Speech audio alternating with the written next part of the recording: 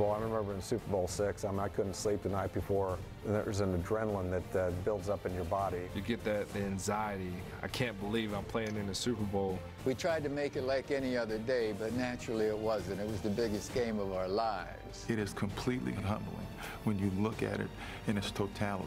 What does it mean to be called Super Bowl champion? You will be known as being the very best for the rest of your life. You never want to wake up from that amazing dream. No one can ever take that away from you. 2 weeks of hype, and as the great John Madden used to say, it's time for a game to break out. And not soon enough. New England kicking off. They won the toss. They have deferred. So we'll see the Philadelphia offense. You've got Varner and Clement back deep. Tom Brady over on the sideline. Foles will go right to work after the kickoff. And with the flashbulbs popping in Minnesota, here we go on a line drive kick fielded by Clement at the 1-yard line. To the outside he goes, and he gets run out of bounds by Patrick Chung up at the 25-yard line. What a story for Nick Foles. A lot of you have been reading about it, hearing about it over the last month or so. Took over when Carson Wentz got hurt. What an odyssey. But during the postseason, he has been tremendous. Started his career with Philadelphia, went to the Rams after his release, spent last year as the backup to Alex Smith in Kansas City, and then came here. LeGarrette Blount starts in the backfield. They have 3 good running backs. Ertz repositions and sets up in the slot to the right. They go right to the air, and the pass is caught by Nelson Agholor for a gain of 5 up to the 30-yard line. Tackled there by Kyle Van Noy. Just a little zone defense to start things off for Agholor, and I love what Doug Peterson did. Instead of coming out and being cautious, letting Nick Foles come out and just get settled with a run play, come out and throw it right away. Get him in the game. Matt Patricia, who will be named head coach of the Detroit Lions in a couple of days, was on the left. Blount is the back, and again a pass out here is caught by Agholor. Foles ended the championship game by completing his last 15 in a row, so that's 17 straight. Yeah, and you know, he seemed so confident, didn't he, Al? It did not seem too big. He played great in the championship game. I thought his vision, his focus down the field, some of the scrambles in the pocket were tremendous. And you can look at that during the regular season, not very good. In postseason, tremendous. Postseason, the 2 games against Atlanta and Minnesota. From the 32, 3rd down and 4. Foles flushed out, keeps his eyes downfield, and completes it to Alshon Jeffrey. First year with the Eagles, came over from the Bears, and Philadelphia with the game's first down.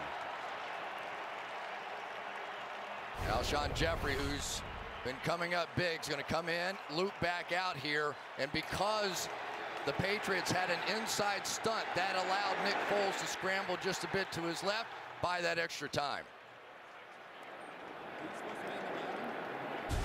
Jeffrey had 9 touchdown receptions during the regular season. From the 49. Here's their first running play. It's Blount, and he will get stuffed by Kyle Van Noy. Blount looking for his 2nd Super Bowl ring in a row. Won it with New England last year, and then came over to Philadelphia in the offseason. How about this play by Kyle Van Noy? Just hammering off the edge. This is exactly where they're trying to get the run game going. You can see the reduced look inside. Off tackle runs are going to be huge, but if Kyle Van Noy plays like that all night, you could forget that option. Loss of 2. Now you've got Jay Ajayi. He was picked up in midseason from Miami. He's in the backfield. And here's the first of the run-pass options, the RPOs as they are called these days, and the pass is incomplete. At the 38-yard line, Torrey Smith could not hold it, and it's 3rd down and 12 for the Eagles. Yeah, for Doug Peterson, he is not going to get beat tonight because he's afraid, because he's nervous about his quarterback. We saw it in the championship game. He is going to dial up some shots, and we also know from Nick Foles that he likes that style. He does not want to apologize to Bill Belichick or anybody. He's coming out firing. 3rd and 12.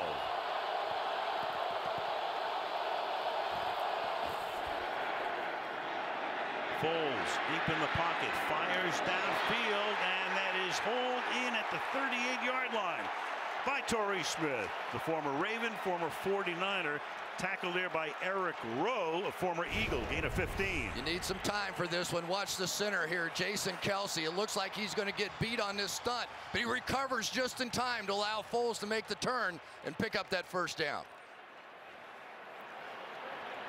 Kelce, one of the better athletes that you will find playing that center position. Nice catch. A lot of folks think he is the best center in the league. Ajayi in the backfield from the 38-yard line. Again, the RPO, and the pass is caught by Ertz, the tight end. He was their leading receiver during the regular season, caught 74 and had 8 touchdowns. Yeah, they caught Kyle Van Noy in a coverage where he was going to drop back over the middle, and that time Nick Foles, who seems to have his eyes working out here. You know, sometimes, Al, early in a Super Bowl, early in a real pressure situation for the quarterback, you don't quite get that focus going, but we saw in the championship game, and what a drive he's putting together here. And there's Carson Wentz, who might have been the MVP had he stayed healthy. Hurt against the Rams in December, and that got Foles into the lineup. 2nd down and 3, and this time they hand it to Ajayi on an inside run. Ajayi picks up a ton of yardage after contact, as does Blunt. And Ajayi kind of worked his way out of Miami. There was a lot of sturm and drang down there. We were there in midseason, and you know, he has a different idea as to why he was released. The Dolphins will tell you another thing, but Philadelphia thrilled to have him. Al, he is a violent runner. He is a violent finisher. He is the guy that is on the other half of that RPO. If he gets going to the outside, this offense is going to work. Opening drive of the game. This is the 9th play, and there he goes, and he gets tripped up and tackled at the 21. That's Van Noy, already off to a great start, who makes the tackle, gain of 6, 2nd down and 4. So interesting to watch these RPO plays. You'll see the defense basically split. These people going here, they're going there, and it leaves a big gap right up the middle. Once again, Jason Kelce out front with the key block. Patriots 29th in yardage allowed defensively, so that was bad. Points allowed only 5th. The old saying, bend not break, and they've been great in the red zone. 2nd down and 4, a little flip out here to Corey Clement, and Clement gets inside the 10 and sets up a 1st down and goal. Clement, rookie out of Wisconsin, undrafted. Once again, the stunt catching up. You see the Patriots looping inside, so the perfect play call there by Doug Peterson. And these screens have been fantastic, not just for Nick Foles, but for the Eagles throughout the course of these playoffs. Chris Long reacting as he takes a look at the big screen. Here comes the 11th play of the drive.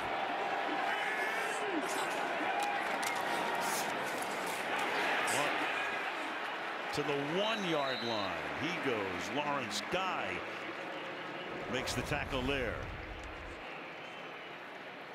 Now, this is some impressive start, isn't it? Beautiful I'm for telling Philadelphia. You got to wonder over there. Bill Belichick and Matt Patricia are probably thinking, no, that's fantastic. Give them the ball first. We'll get it to start the 2nd half. Nick Foles is going to be nervous. Not yet. Patricia, that familiar red vest. Blunt is the running back. He already has 10 postseason touchdowns in his career. Now you've got our first whistle. So Gene Steratore will take the mic for the first time tonight. False start. Offense number 86. 5-yard penalty. 2nd down. Zach Ertz, the tight end, making it 2nd down and goal. You know, Al, how many times have we talked about this Patriots defense this year? They are the classic bend, don't break. You will always pile up a lot of yards against Matt Patricia's defense, but scoring touchdowns, it's a different story. They allowed only 6 rushing touchdowns all season, 2nd fewest in the league. Now a little fake toss Foles goes the other way and throws that out of the back of the end zone. Aguilar the closest to it, and it will be 3rd down and goal. Just talking about that Patriot defense and how good they have been in the red zone. 4th in touchdown percentage, 1st in takeaways. Points allowed only 3.9, 2nd best in the league. So they give up a ton of yardage, a lot of it early in the season. Then they got it together, and they're very tough down here. 3rd and goal. Yeah, and now you have to start watching the tight end, Zach Ertz, and you watch Alshon Jeffrey. They love those little skinny posts in the back of the end zone thrown up high. That's Ertz back and forth. Off play action to the back of the end zone and broken up there by Rowe. Alshon Jeffrey, the intended receiver, and it's interesting that Rowe got the start instead of Malcolm Butler tonight. So they'll have to settle for a field goal attempt. Well, I think you're going to recognize this name.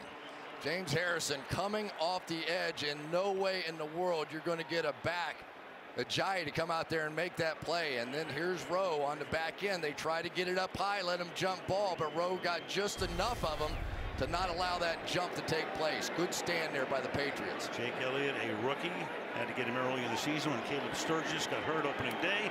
25-yard attempt is good. So they go from their own 26 into field goal range, 14 plays, and Philly leads 3-0.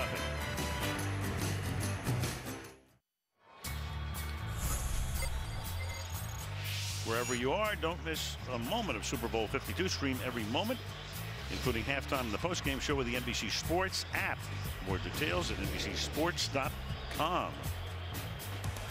The Hall of Fame class, Randy Moss and the old Eagle, Brian Dawkins. Everybody thrilled about that. Ray Lewis says Bobby Beathard, and congratulations to him. Spectacular career as a general manager. And down the line we go. The brand new Hall of Fame class for 2018.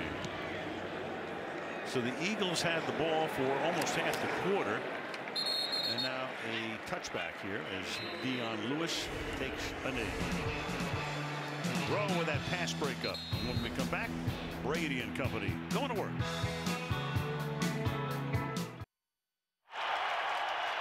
Those records figure to stand for a long time. First of all, how many quarterbacks are going to get to play in 8 Super Bowl games? The passes, completions, yards, touchdowns. He owns all of those. So Brady 5-2 in his 7 Super Bowls. His first play tonight from the 25-yard line. They start with a fullback, Devlin, along with Lewis in the backfield. Off play action, slip it to the other side, and Brandon Cooks incomplete. Bouncing ball, 2nd down and 10. And of course, Tom Brady, 17 days ago, that collision with Rex Burkhead in practice, and the gushing cut. He wore that tape during the championship game, but not tonight, Chris. No, he said he was ready to go with it. Might stick a little glue on there just to toughen up that hand. He had a pad on it in the last game, and he felt like that messed with his grip a little bit on the football. So no glove, no tape, nothing. Got used to it by the 4th quarter, though. Yeah. Brady throws, and that'll be caught, and that is James White, who had a tremendous day in the Super Bowl last year. He's run out by Jenkins, and that'll be a 1st down on a gain of 15 yards. Yeah, it's kind of interesting to see that Jenkins is going to be on White. Watch this in and out route here. It is the quickness of the New England Patriots at the wide receiver position that has taken them in many ways to so many of these championships. To the line quickly, set up a screen, but a flag is down. That's James White making the grab. Might have been 12 guys on the defense. That seems to be the initial call from Gene Steratore. Brady's so good at creating those situations. Defense, 12 men on the field at the snap. 5-yard penalty, replay, 1st down. Well, if there's one guy that knows all about Bill Belichick and what he likes to do, it's that guy right there, Jim Schwartz. He basically got his first job with Bill Belichick in Cleveland, and he was offered an unbelievable deal. He got to work 100 hours a week for no pay. And brought coffee to the secretary. That's right, went shopping for the secretary. Said they were too important. Trips to the right on 1st down and 5. Lewis is the running back. Off play action, good protection. Wide open, Chris Hogan, who gets inside the 30 and takes the ball down to the Philadelphia 27-yard line. Amendola with a great block, and Brady's going to take him right up to the line after a gain of 28. Yeah, and this is going to be an issue, I think, tonight for the Philadelphia Eagles. This is a team that lost their signal caller in Jordan Hicks. Can they keep up with the pace of Tom Brady? End around, give it to Hogan, who just made that last catch, and he'll get spun out of bounds at about the 23 by Jalen Mills. How about Rob Gronkowski? You think he's back from the concussion? Check this one out. Goodbye. Welcome to the Super Bowl, rookie Derek Barnett. Got hurt. Yeah, got hurt against Jacksonville and didn't pass the concussion protocol until this week. They had the 14 days off. Lewis and the fullback Devlin in the backfield on 2nd down and 6. 6.5 minutes to go in the quarter. Philadelphia on top 3-0. Brady fires over the middle, caught at the 14-yard line. Rob Gronkowski led the team in catches this season. Rodney McLeod makes the stop. 1st down, New England. Play action an issue. You put the big fullback in, James Devlin, and the middle linebacker reacts, and they get in behind him. That is going to be a problem. This defense, especially this run defense of Philadelphia, is predicated on those linebackers coming down hard and making plays in the run game. Very susceptible to play action. They split the fullback Devlin out this time. Got White in the backfield. White caught 56 passes this season. And Brady will check it down to him, and the ball at the 8-yard line as he's able to haul it in there. White had 20 points in the Super Bowl last year. 3 touchdowns, including the game winner in overtime and a 2-point conversion. There's Josh McDaniels, offensive coordinator. In a couple of days, he will be the head coach of the Indianapolis Colts. Yeah, James White has more receptions out of the backfield than all the Eagles running backs combined. Eagles defense, 6 drives, only 1 touchdown allowed. Patriots have gotten into the end zone 8 times in 9 jaunts, and this is White stopped at the line of scrimmage by Nigel Bradham, making it 3rd down. Yeah, now we come down to it. Same situation, right? Both teams go up and down the field. Here are the Patriots now with a 3rd down inside the 10-yard line. Can they convert? They've run 7 plays, 2 runs, 5 passes. Gronkowski split out wide. That's your first option. If in fact he doesn't get help, maybe leaning that way a bit now. 3rd and 4. And they send White into the slot. Brady looks that way, then fires over the middle. Broken up at the goal line. Jalen Mills intended for Gronkowski, and it's 4th down. Yeah, Brady got away with one there. That ball was well behind Gronkowski, coming on the slant, coming across the middle. And Mills, I think if he had been able to get in front just a bit with his other hand, might have had an interception right there. A break for the Patriots. Stephen Gostkowski in his 12th year in the league. Boy, have they had a pair back-to-back. Anna Vinatieri there for so long. Gostkowski a dozen seasons. 26-yard attempt. Ryan Allen to put it down. And the 2 teams with similar opening drives, each ending with field goals. 3-3 in Super Bowl 52. Super Bowl 1, you could have gotten into that game for $12. Robert Kraft. It's the 9th time his team has been to the Super Bowl. Got there once before Brady and Belichick. Jeff Lurie watched his team in 2004 lose in Jacksonville. You did the game on Fox to New England. It was an exciting game then as well. As a matter of fact, that first Super Bowl for $12, you spent $24 on that one, didn't you? Yeah, I did. 49-yard line seat. It was perfect. Gostkowski to kick off. And this is returnable to Barner from the 2-yard line. And then Barner back up to the 24. We used to call it the run-pass option, but now in the vernacular, RPO. Yeah, and basically all it means is the quarterback has the option. He's going to look at a linebacker or a safety or somebody, and they have gone to that and basically decided that Nick Foles is just so much better running that offense than what he was before. So during the bye week, he was able to make the conversion, and we see the Patriots, they've struggled a bit against him. So Foles going to work here. Starts the game 6 of 9 for 61 yards. Doug Peterson in his second year as the Eagles coach, and he calls the play, sends him in to Foles, who throws over the middle, and that is caught, and staying on his feet and picking up some extra yardage, about 8 total, is Nelson Agholor, who had 2 pretty mediocre seasons and then had a breakout year this year. I'll tell you what, how about that action after the catch and made somebody miss? This team in general is very good at breaking tackles after the catch. And there goes James Harrison back in coverage. He's going to take a big shot and miss the much shiftier Nelson Agholor.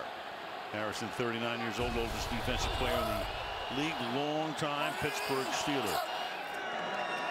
Blunt is the running back. LeGarrette Blunt over the right side, breaks free into Patriot territory and spun down at the 33-yard line by Daron Harmon.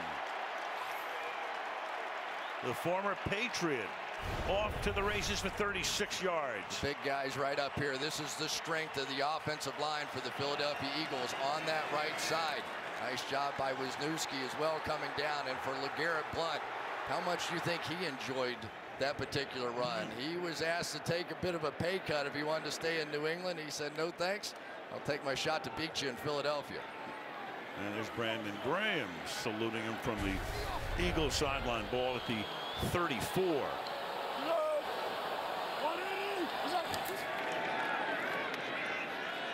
Off play action. Going for it all into the end zone, and it is caught. Alshon Jeffrey for the touchdown. He beats Eric Rowe, who made the big play on the first drive to hold him to a field goal, but not this time. The former Bear, 34 yards and a touchdown. And Nick Foles told us, he said, early in this game, I want to be able to take my shot. And there goes his big guy. As we have seen, these Philadelphia Eagles have a way of playing above the rim. You watch these receivers come on the field, you think you're getting ready to watch an NBA game. They go up, box out, rebound, and they've been putting points on the board with that formula all season long. Every scoring play, of course, gets reviewed. Looks pretty good to us from this point as they check it out. You know the phrase these days, can you survive the ground? Can any of us survive the ground? Right. Not the underside. Confirmed. Here we go, here we go, here we go. And you heard Steratore say it's confirmed. So Philly with the game's first touchdown, and Elliott now for the extra point. Donnie Jones puts it down, and that kick is no good. He missed it. Once more, the Foles pass into the end zone, but they missed the extra point, and it's 9-3.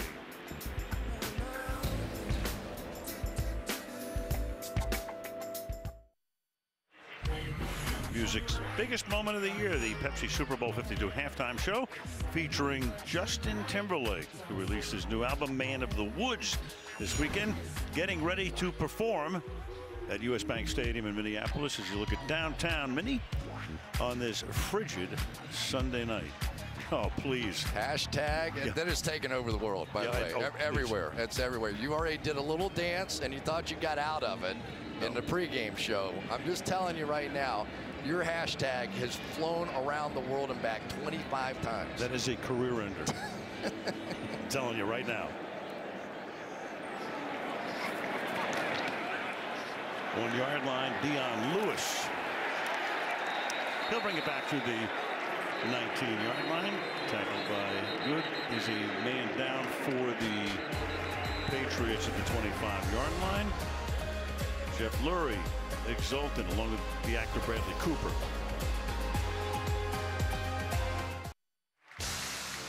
Aerial coverage tonight being brought to you by Bud Light.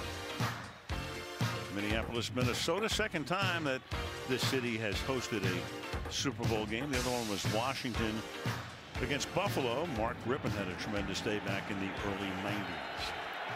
So Brady goes to work. Second possession. Lewis is the tailback.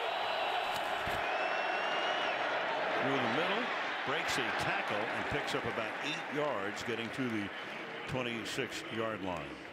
Well, one of the things you have to do is slow down the pass rush of this team. One of the great ones, Fletcher Cox right there. They're going to trap him early. Why do you do that? To give him a lot of different looks inside. You don't want him just flying up the field and getting after Tom Brady. Nice play call. Whoops. 2nd and 2, and that's Gronkowski moving around, and that'll cost him 5 yards. False start. Offense, number 87. 5-yard penalty. 2nd down. That's the first penalty against the Patriot offense in this entire postseason. I think Gene Steratore has more fun at football than you do. He does. Brought his index card tonight. Yeah, had us sign it. He did. The one that got the first down for Dallas against Oakland in December. 2nd down and 7.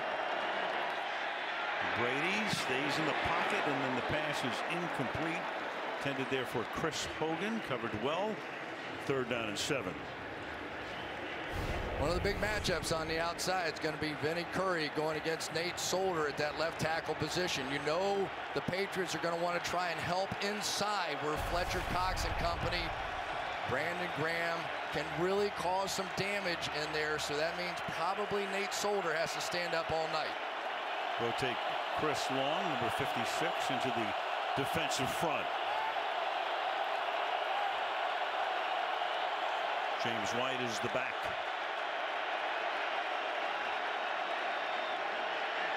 Brady under pressure, slips away deep downfield, and getting free is Danny Amendola, and breaking tackles and taking it all the way to the 29-yard line. Danny Playoff Amendola is his new nickname. Here we go, right down the sideline. It's going to be right there, and this is just a blown coverage. You saw Ronald Darby moving inside. It was a zone defense, and Tom Brady knew it. His wide receivers on the outside flip-flop spots. The Eagles didn't adjust. He knew exactly what he had. A minute to go now in the quarter from the 29-yard line. Off play action. Fires, caught. Hogan backhands it and picks up a first down on a gain of 12 to the 17-yard line. Tackled there by Corey Graham. Well, we have seen this Eagles defense all season long lead the league. Highest percentage of 3 and outs, and yet they are really struggling with this pace of Tom Brady. No huddle again. Big hole again to the 11-yard line. We've had a lot of offense. I mean, we haven't even played a quarter. New England has 149 yards, and Philadelphia has 149, and New England has 138. And Tom Brady is like, do not get in arguments or fights out here on the field. These guys are tired. Let's wear them down. Get out of those altercations. Don't let them rotate. 2nd and 4. Slipping through the middle, taking it to the 8, and that'll take us to the end of the quarter. James White is there. So the next period begins with a 3rd down and 1. End of 1, 9-3. Philadelphia, Super Bowl 52, and NBC continues after these messages.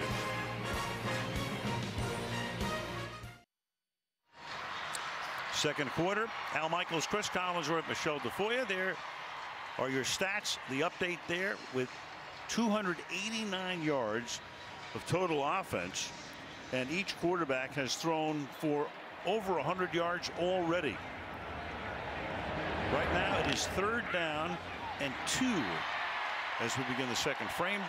Brandon Bolden comes into the game, and now they move him into the backfield behind Brady.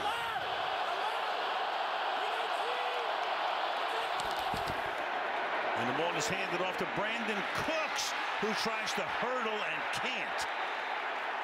Tackled by McLeod. So Cooks, who came over in a trade with the Saints in the offseason on the end around, McLeod is right there. Jet sweep's going to come right over here, and this is the first time I've ever seen a straddle into a tackle. He tries to jump and split, and he just does not get there. So once again, the Eagles defense makes a very unique stand this time inside the 10-yard line. Edwin Moses or Ronaldo Nehemiah, that was not. Woo! Gostowski for a 26-yard field goal attempt, which is juggled, and then he hits the upright. Cardona was the snapper, so each team has missed a kick. Philadelphia an extra point, and New England missing a field goal attempt.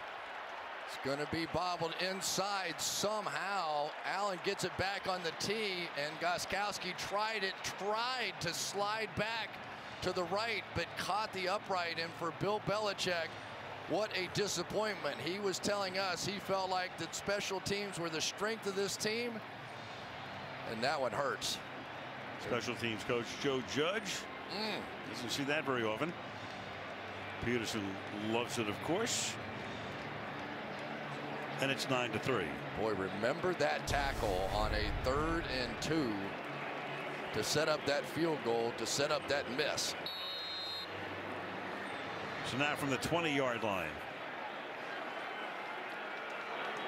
Nick Foles, who is 8 of 11 for 102 yards, and tosses it to Ajayi trying to get around the corner, runs into his own man, and that's a tough 2 yards. He's 2nd down and 8. One of about 3 really core defenses. You're going to see these 3 guys playing inside. So now you run off tackle, or you run outside, or you throw the football. And so the Philadelphia Eagles and Jay Ajayi. And now I thought one of the huge things that came out of this trade with Ajayi was the fact that it gave them that outside speed. Garrett Blount, we saw him run up the middle. He's a big, strong guy, but Ajayi's speed has really made a difference on this Eagles team. 2nd down and 8 from the 22. And Foles surveying, under pressure, looked out, and he throws that one away. Seems like a million years ago. We were there opening night in Foxborough. Remember how it started? Everybody thought New England did so much during the offseason, they might have a perfect season. That ended in 3 hours. Yeah, that was pretty short-lived there. But this is a defense for the New England Patriots that has made tremendous strides. Gave up 32 points a game the first 4 games of the season, 300-yard passers the first 6, and yet they pieced it all back together, and now the pressure's on to find some answers here tonight. Started 2-2 and counting postseason. They've won 13 of their last 14. Only a Monday night loss at Miami, the only blemish. 3rd down and 8. Foles backing up, backing away, escaping, keeps his eyes downfield. The pass is incomplete at the 30-yard line. Intended for Ertz. Philly crowd wants a flag and don't get one. 4th down. Yeah, I think that Nick Foles had a chance here. Let's take a look. It's man coverage, so everybody's chasing everybody here. He escapes. Look out to the right. Probably would have run for the 1st down.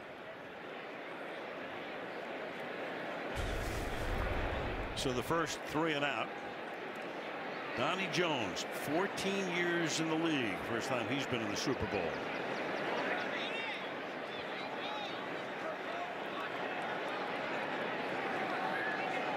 The clock is down to 2. Both punters in this game left-footed, and that's fair caught at the 37-yard line by Danny Amendola. Early in the 2nd, Eagles by 6.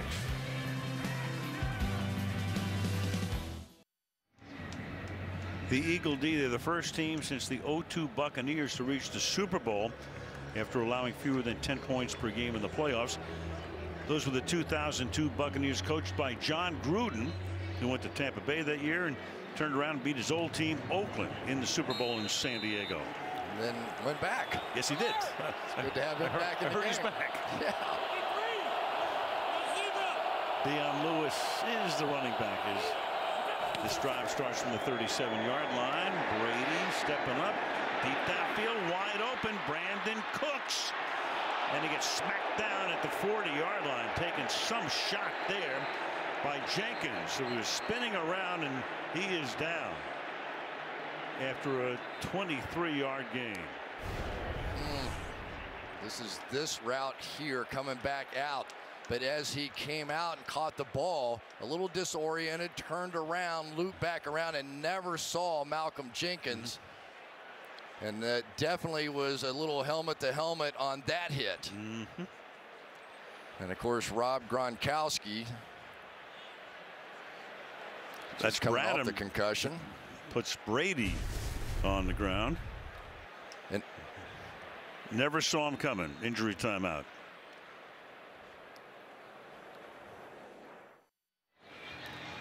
So Brandon Cooks got up. They have walked him back into the locker room. If it looked like helmet to helmet, he was not a receiver at that point. He caught the ball and it turned into a runner, so he is no longer defenseless, but he never saw Jenkins. Right, so it's a no foul. And on the other end, Brady took a shot, but not with the crown of the helmet, so no foul there either. Yeah, Brady was bent over a little bit during the commercial break. First down and 10, but Tom, none the worse for wear. Throws almost picked there by Malcolm Jenkins, intended for James White. Second down and 10. Boy, this was a bit of a surprise for me that Malcolm Jenkins is coming out and playing man-to-man on James White. Well, he caught 14 passes in the last Super Bowl. Maybe it shouldn't be a surprise, but I think most people anticipated that Jenkins was going to be on Gronkowski, but so far that matchup is working in the Eagles' favor. Meanwhile, McDaniels and company have to wonder about Cooks, the number 2 receiver. They have only 4 wideouts dressed for the game. He's one of them. And through the middle, nice gain there. Helmet flying. Dion Lewis picks up about 5. You take a look at Brady to Cooks. He was the deep threat. Picked him up in a trade with New Orleans more than 20 yards downfield. 16 completions. Brady's most by one teammate in a season. Yeah, the next closest, to give you some perspective, was Randy Moss in that unbelievable year he had. He did not match that number of Cooks. Philip Dorsett will take his spot, Cooks' spot, number 13. Meanwhile, third down and 5 here. And now you got it flip back here to Danny Amendola, who throws, and it's Brady who can't haul it in. So Brady was free, looks over his shoulder, trickery and deceit, fourth down. Has to be out of the shotgun or this play is not legal. It obviously is. Tom Brady is just going to hand off and then ignore, he's not doing anything, and there he goes. And immediately Chris Long knew he was in trouble, and Brady with the bad hand and no tape.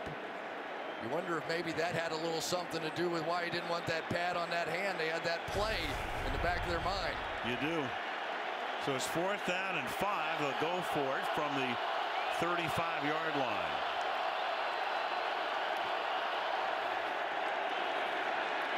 And Brady down the sideline, and that's incomplete. Gronkowski, the intended receiver. Jalen Mills covering on the play, and Philadelphia will take over. 11:53 to the half, 9-3, Philly.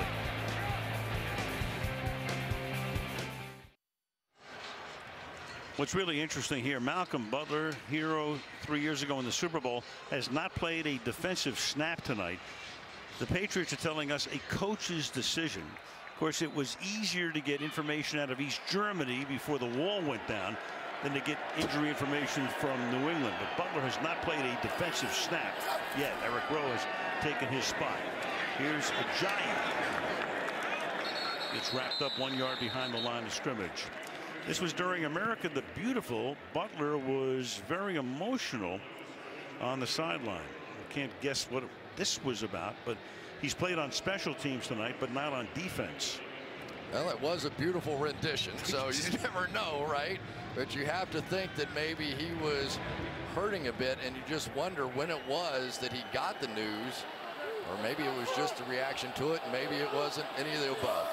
Final year of his contract. Looked for a while as if he would be sent to the Saints in the offseason. Didn't happen. Here's Ajayi trying to break tackles, which he does with regularity, and turns nothing into a little something up at the 38-yard line. Devin McCourty makes the tackle. Third down and 7. I tell you, this Jay Ajayi runs that lead draw about as well as anybody. They end up pulling Lane Johnson around, one of the most athletic guys, and blocking him in there. But so far, this 5-man line of the New England Patriots has been doing pretty well, at least in the last couple of series now, in shutting down that run. Ajayi averaging 3 yards per tote. 3rd down and 7 now from the 38-yard line. Foles over the middle and wide open, and into Patriot territory goes Zach Ertz, the tight end. Gain of 19. Yeah, I think Zach Ertz took a little page out of Gronk's book here. Going to go down the field, a little bit physical, and then make the break. A little bit of a contact, not enough for a flag. I think that was the proper call there, a little juke. And I tell you, if there's one guy that could be an explosive element of this game, Zach Ertz. His wife Julie, if you follow soccer, you know she's a key member of that U.S. women's team. From the 43-yard line. Foles keeps it and then didn't have a grip on it. It looked like Alshon Jeffrey, the intended receiver, will be 2nd down and 10. You got to work to overthrow Alshon Jeffrey. And sometimes it's interesting. I wonder if it happened to Nick there, that sometimes those running backs don't know if they're getting the ball or not, and they can tend to grab at it a little bit. Maybe it jostled it just a bit before that throw. It looked like he didn't have a good grip on it, so it's 2nd down and 10.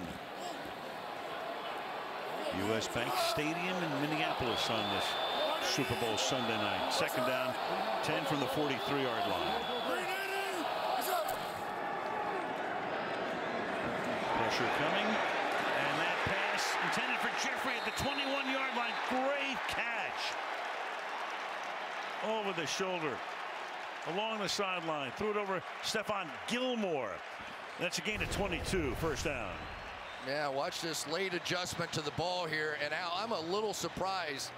Chung that time ended up being on Alshon Jeffrey, and we all anticipated that Stephon Gilmore was going to be the matchup. Gilmore all season long has taken the bigger of the receivers, and yet for whatever reason they're not matching him against Jeffrey in this one.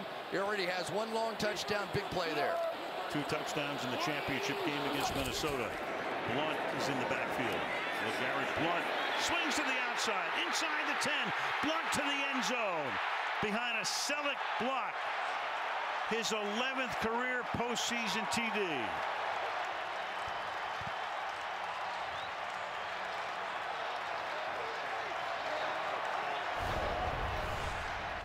Most athletic center in football. Watch him get out in front of this play. Not only gets the initial cutoff, which you have to have on those outside zones, stays with it. 1 more push down the field, gets a Landon Roberts out of the way, and there you go. For LeGarrette Blunt, how sweet is this payback?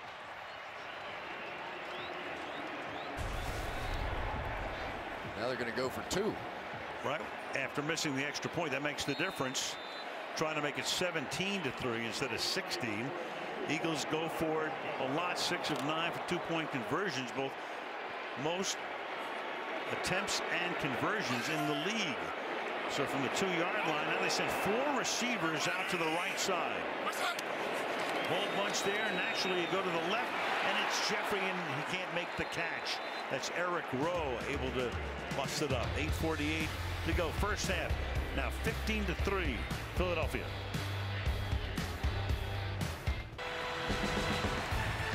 Some of the Super Bowl rings. Most NFL championships, quarterback head coach duo Brady and Belichick have won 5. You go back to Bart Starr and Vince Lombardi, and this includes the pre-Super Bowl era when they played for the NFL championship. They had 5. Elliott to kick off. Eagles up by a dozen, and Lewis will down it in the end zone. You can visit NFLshop.com after the game for the largest selection of Super Bowl 52 championship gear at the official store of the NFL, NFLshop.com.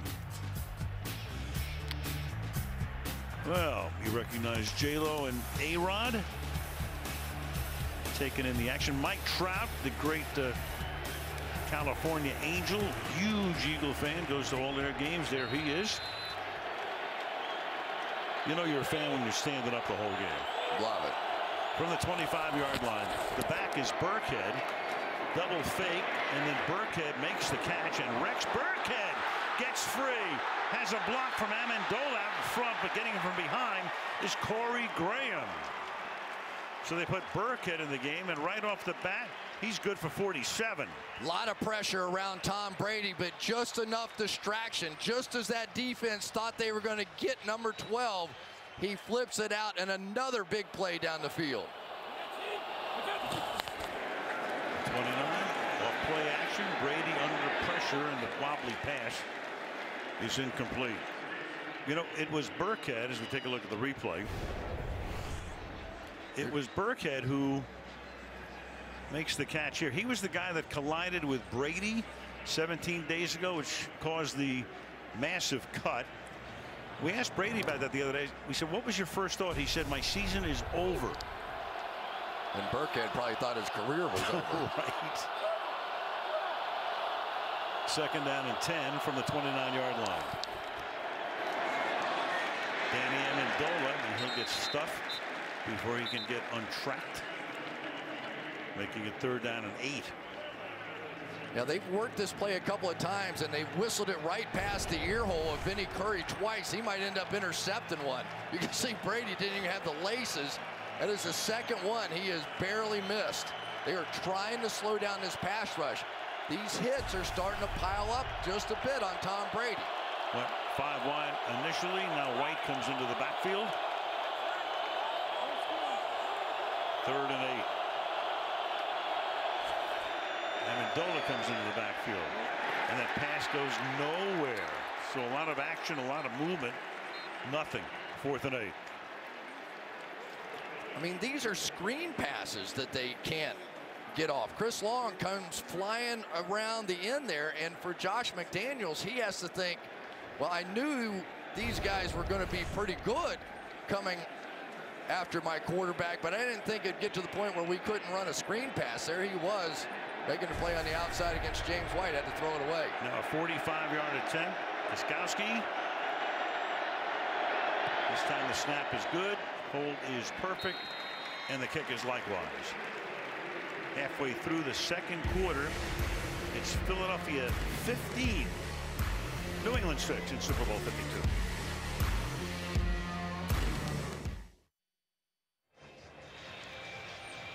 Back with the score 15-6, and we talked about New England, perfect season, one away on opening night. They still wound up with a mark of 13-3.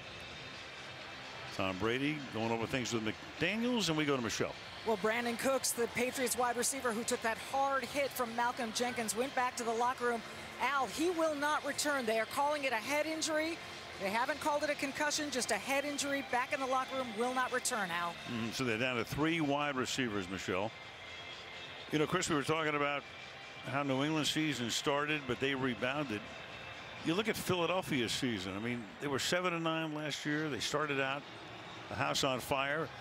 They were number 1 in a lot of the power polls until they went to Los Angeles and lost Carson Wentz in December. Yeah, and to be fair, we saw a couple of good games out of Nick Foles, and then at the end of the season, 2 very poor games. And then it was Doug Peterson and Frank Reich, both of whom had been backup quarterbacks for extended periods of their careers, going back, having that extra week, and taking a good long look at what it was that Nick Foles did in 2013 with Chip Kelly that was so successful. They incorporated some of that, and then by the time the playoffs started, he was rolling. So Frank Reich, author of 2 of the greatest comebacks in football history, one in college in Maryland, and of course one with the Buffalo Bills against the then Houston Oilers. A little surprised he didn't get some action in the head coaching derby. Sooner or later. Gostkowski's kick is taking 2 yards into the end zone. So let's look at the quarterbacks to this point in the game. 143 yards off the hand of Foles, and 191 already for Tom Brady. You know what's the most bizarre stat not shown there? maybe the biggest play, one drop by Tom Brady. By Brady. Go figure. On the pass from Amendola. Brian Hoyer, his backup quarterback, going over the tablet with him. So here is Foles. Almost quit after he was released by the Rams. Went on a camping trip with his brother-in-law and said when he was going to come back, there's only one guy he was going to play for, Andy Reid. And Reid brought him to Kansas City last year and backed up Alex Smith. From the 25-yard line. And you got movement. Hurts. Second time for him. Offense number 86, 5-yard penalty, first down. Yeah, he took him from the 2-yard line to the 7-yard line on the other false start. Yeah, and that one took probably 4 points off the board there with that one. But believe me, Zach Ertz and these inside receivers, I keep thinking this is going to be an inside game throwing the ball. The other one, Nelson Aguilar, inside as well.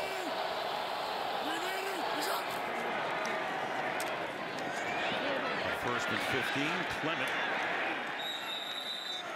picks up one. Clement getting an opportunity to play a lot this season when they lost Darren Sproles to a season-ending injury in week 3. Undrafted rookie out of Wisconsin has done a great job. Well, I don't know how many times we've done this with the Pittsburgh Steelers, but James Harrison, you want somebody to set the edge on your defense, and of course that's the very fundamental part of Bill Belichick's defenses. Who better than that guy? He is a hammer. You'll see him lift weights sometime. Second and 14. Harrison, 39 years old, and says he's still playing next year.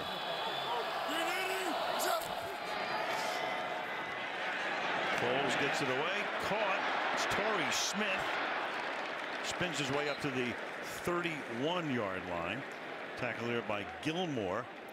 It makes it 3rd down and 3. I love what Nick Foles is doing. Sees the blitz, throw it right behind it. If you see the blitz coming, just throw it right over his head. There he is. Nice pickup. Nick Foles is seeing the field. 3rd down call at 4. 6 minutes to go in the opening half.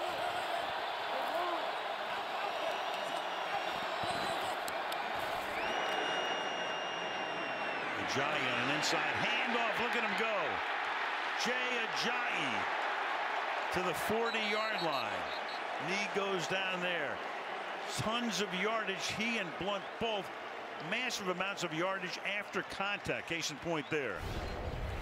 3rd and 4. How many times do you see? Here's Wisniewski right here, but also on the outside we had Nelson Aguilar with a great block. But how many times, Al, have we seen this year Doug Peterson on 3rd and 4? It's a pass down for everybody in the league. Pick up big plays running the football like he just did. He's got those 2 backs.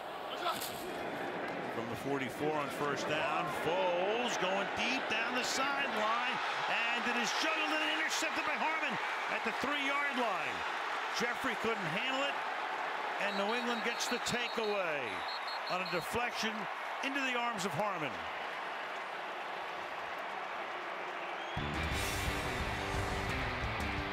First turnover of the game. He couldn't one-hand it. New England has the ball.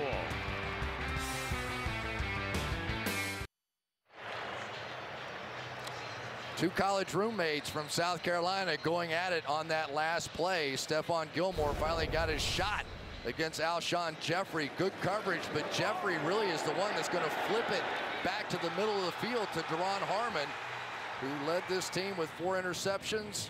Career high for him, but watch the tail end of this. He's got it maybe, and then just flips it back to the middle of the field, and Harmon said thank you very much. Exactly what the Patriots needed. They start this drive from their own 10-yard line. Lewis is the running back behind Devlin, the fullback, and he gets crunched after a gain of 4 by Kendricks, and we go to Michelle. Well, I spoke with both Alshon Jeffrey and Stephon Gilmore before the game. You know, Jeffrey was Gilmore's a groomsman in his wedding. They each talked about the fun they had in college competing. But this is their first meeting as pros, and Jeffrey told me their battle tonight would be a good one, but he said it's been a long time since college, and I'm pretty sure he got better just like I got better, Al. No question, Jeffrey already off to a good start with a touchdown and 3 catches for 73. Second down now and 6 from the 14-yard line. Brady over the middle, and that's dropped at the 19-yard line. Incomplete. Gronkowski could not handle it. Gronkowski's caught 1 tonight for 9 yards. That's it. Yeah, this has been a little bit of an unusual game, and I think that right now the Patriots have to reconsider a little bit what they're doing. Gronkowski needs more, and I think these backs need a little more action coming out of the backfield. James White's going to come out wide, but once again, Malcolm Jenkins on him. Maybe not quite the matchup that Brady liked with Jenkins. 3rd and 6. Fired. That's incomplete. Flag comes in, though. Chris Hogan with Jalen Mills on the coverage. First flag on a pass play.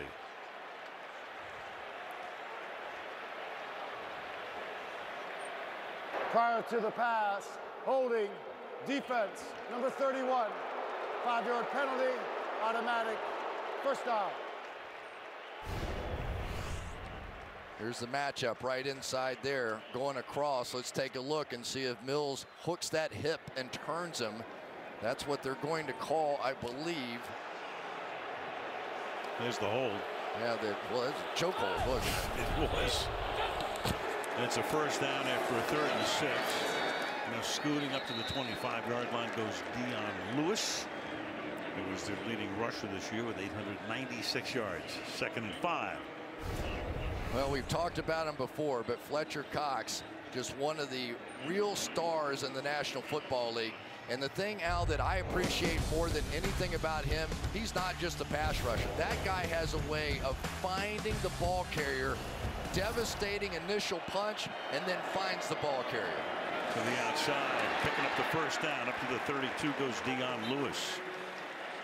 Devlin with the block. Yeah, there's a reason why Cox is the highest paid guy on the team. You don't see that very often for an interior defensive lineman.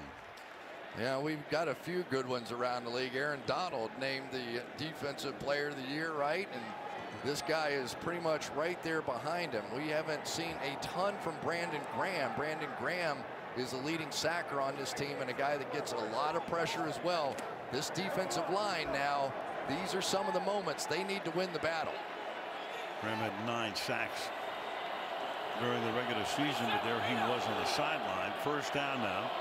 Play clock at 1. Brady with good protection throws into traffic, and that's incomplete. Well covered. Rodney McLeod on Gronkowski to make it 2nd down and 10. Interesting. That was sort of a bang play right at the top end of that route. Let's watch McLeod come down. I think they're going to say he's going for the ball. There have been a few like that. It is always so difficult. They are not going to give you the benefit of the doubt, not in the Super Bowl. White is the back on 2nd and 10. He stays in the block. Brady going deep down the right sideline for Hogan, who hauls it in at the 25-yard line. Got past Jalen Mills. Another big play for Hogan. Anytime the Patriots want to go down the field, they're going to chip with these guys on the outside to buy Brady a little more time. And I've been waiting for this one to happen because the New England Patriots knew that Jalen Mills has given up a lot of these double moves on the season. A little hesitate and go, and now the Patriots have a great long drive going. Gain of 43. Hogan's already caught 3 for 83. Brady's thrown for 234 to this point. Big hole left side. James White inside the 10, takes it to the end zone. Touchdown Patriots. 26 yards, 90-yard drive, kept alive by a holding penalty. And in they go in 7 plays. Really nice job. Anytime you get big runs, you need plays on the backside. Watch Shaq Mason here go get the linebacker. Watch Cameron Fleming with the cutoff block on Jernigan. And that is going to allow James White to get in the open field. And that guy just keeps doing it. Super Bowls, holy smokes. That's 7 touchdowns for White in his last 4 postseason games. The extra point is no good. Go figure. We've got 2 missed extra points and a field goal. And with 2:04, it's 15-12. Once again, go back to the snap. Good. Hold looked pretty good. Looked like there was a little bobble on the tail end of that hold, and maybe just a half a, oh boy. You know, and when something goes wrong early, kind of gets in your head a little bit, and now you have to wonder, should this thing come down? See that little readjust right in the last second? But now you start to think, boy, this looks like it's going to be one of those back and forth close games that the Patriots always seem to play. Well, now we're confident they are kicking those field goals now. 4 seconds from the 2-minute warning. 15-12.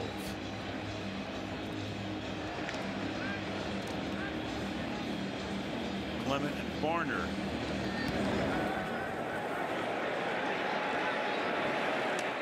This time it is Barner.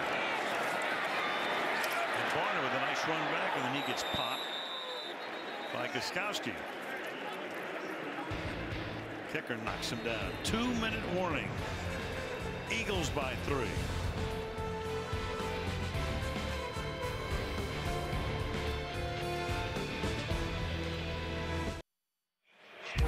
Stay tuned for music's biggest moment of the year, the Pepsi Super Bowl 52 halftime show featuring Justin Timberlake. Coming your way at halftime. Downtown Minneapolis. This building on the old footprint of the Metrodome. Tore that down. They played for 2 years over at the University of Minnesota Stadium. Architectural marvel built in the shape and image of a Viking ship, home of the Vikings. Doug Peterson is getting ready to unleash right here. And Foles flips one that's caught by Ertz. He gets run out of bounds after a gain of 7 yards by Jordan Richards. 2nd down and 3.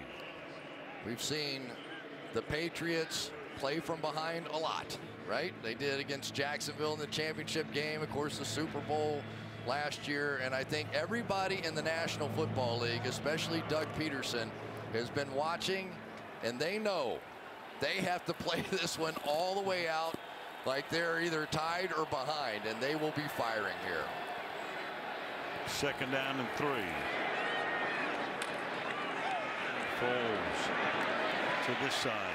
Hold in 47-yard line, but incomplete. Didn't get to the ground with it. Torrey Smith couldn't complete the process. Eric Rowe with the coverage. Makes it 3rd down and 3. That's why you keep playing. Watch Rowe here. Just keep fighting and keep fighting as he's going to the ground. The ball comes out.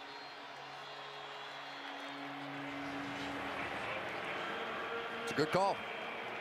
At least under the old rules. We'll see what the new rules are going to be. Who knows? That's a big drop, though. That should have been a 1st down. Yeah, they don't want to give New England the ball back and have them go down the field. New England's going to get the 2nd half kickoff as well. 3rd and 3. And that is floated and caught down the sideline by Clement. Corey Clement breaks the tackle inside the 20. Makes it 1st down and goal. A little floater.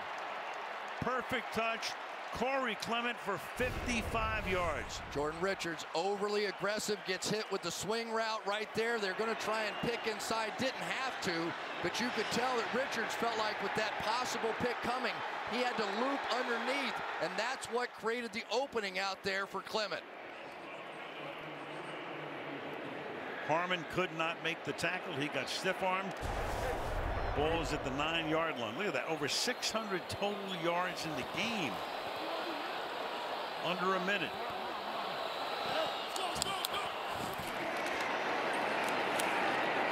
Through the middle. Still on his feet. Clement. Boy, he's the 3rd down back, but he's been a bull here at 2nd down and goal.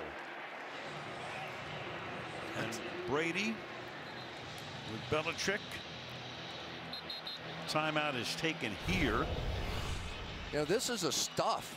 This is a stuff. They should have had this for about a 2-yard game, but Clement just kept driving, and he is really making a statement so far in this game. He got a lot of practice time this week because of the ankle injury to Jay Ajayi, and he's been sensational. He really has come on here at the end of the season. The timeout was taken by New England, trying to conserve some time if they can get the ball back and limit it maybe to a field goal.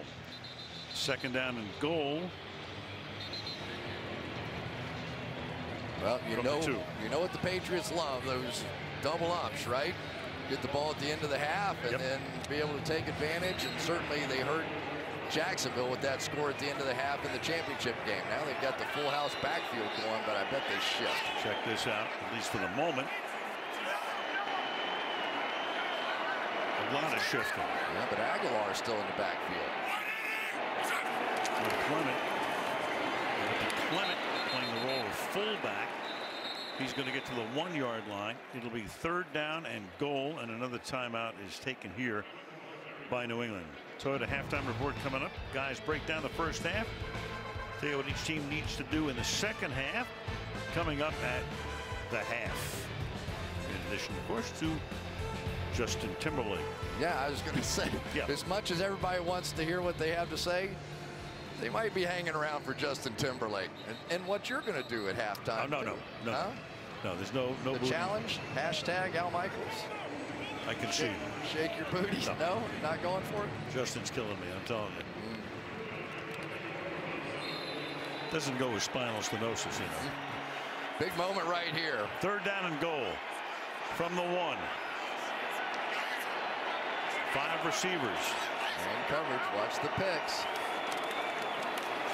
And to the outside, and Jeffrey gets taken down in the end zone by Gilmore, and no flag. So 4th and goal. Let's take a look right there. Just one-on-one on the outside. I don't think there's enough action there. I thought that's a good call. Looked a little bit more like Jeffrey was just falling back for the ball. Peterson wanted a call and did not get it. Are they really going to go for this? Well, they're lining up to go for it anyway from the 1-yard line with 38 seconds. Whoa, baby. He's a gambler. And they're good at 2-point conversions. So they probably have a play they really like. Philadelphia, 30-second timeout. Taking a look at how the Patriots were lining up 17 4th-down conversions. That's the most by any team in almost a decade. 1 for 1 in the 2 playoff games. Doug Peterson, what a job he has done. Long-time backup. Dan Marino was in front of him in Miami, and then for many years Brett Favre on Andy Reid's staff when he got into coaching in the NFL. A decade ago, he's coaching high school in Louisiana. This is an unbelievable call. This is like going for the onside kick against Peyton Manning, because you don't want him to get the ball too many times. You don't think you can hold him out, and here we go. This could decide the game. 4th and goal.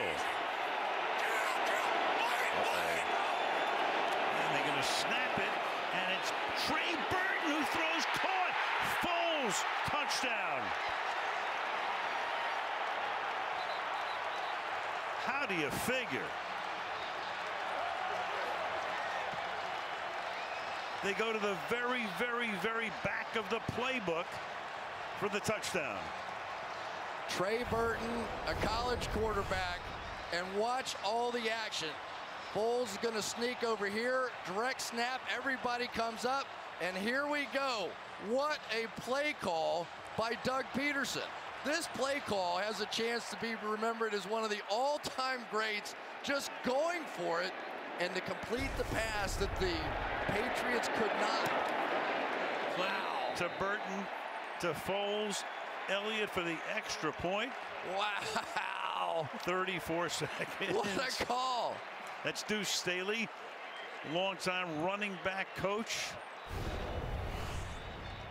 Here we go. They've got all these signals. Shotgun, he would not have been eligible but for the fact he was in the shotgun, not under center. And there's the old basketball player. They talk about Nick Foles. He's more comfortable playing quarterback like a point guard, and here he is receiving the pass that is going to be shown a billion times. There's Mike Trout of the California Angels, the LA Angels of Anaheim. You know, Chris, we started out by talking about, as you look at Patricia on the other side, about Doug Peterson. He's going to be aggressive. That's as aggressive as you could possibly be. You go for it on 4th down with the all-time trick play. One of the all-time gutsy calls right there. You don't make that, give it back to Brady right there. That would second guess forever. What a call. Down in the end zone here. So the Patriots are going to get it with 34 seconds, trying to at least to get into field goal range. 1 timeout. So the pass to Brady did not work. The pass to Foles did. We saw it. They had their own trick play, set it up perfectly, had Brady wide open, could not make the play, and on the other end, much younger, Nick Foles did. Breathtaking. That's breathtaking. In a Super Bowl, that's a breathtaking call. 323 yards in the first half for Philadelphia. So Brady with a little time to try to get him down the field. Protection is outstanding. Deep down the field into double coverage and incomplete. Intended for Danny Amendola. You had Mills back there with Corey Graham. That took 7 seconds off the clock. 2nd down. Anytime, if you're going to take away Gronkowski, you have to take away this seam route. Look at all the action out here, and I think it's making Brady crazy. This is their go-to play when you're talking about Gronkowski, and yet they have been right underneath it all night long. It's a good play there by Amendola just to break up the interception. Brady hitting only 50%, 10 of 20, but for 234. And he fires, and that's going to be hauled in at the 45-yard line. Philip Dorsett makes his first catch, and New England will take its final timeout with 20 seconds. Well, you have to remember now what the loss of Brandon Cooks is going to mean to this team. Nick Foles over there enjoying that little play. But you've got Brandon Cooks, who was the best deep threat, had the most yards of any deep threat in the National Football League over the last 2 years. And they made the deal to bring in Philip Dorsett to this team. He's a very similar player, but doesn't have anywhere close to the skill set or the experience that Brandon Cooks has. They'll have to play the whole second half, the rest of the game without Cooks. He's gone. They played the entire second half against Jacksonville 2 weeks ago without Gronkowski and still pulled it out. 1st down.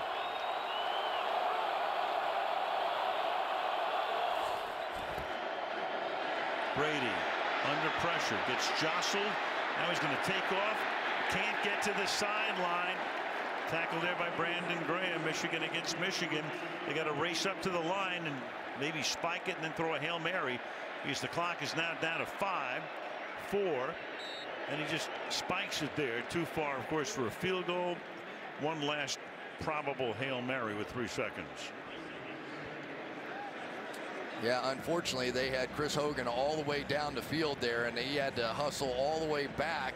And being short at wide receiver, maybe they didn't have the natural substitution pattern that they might have had to leave a little more time on that clock.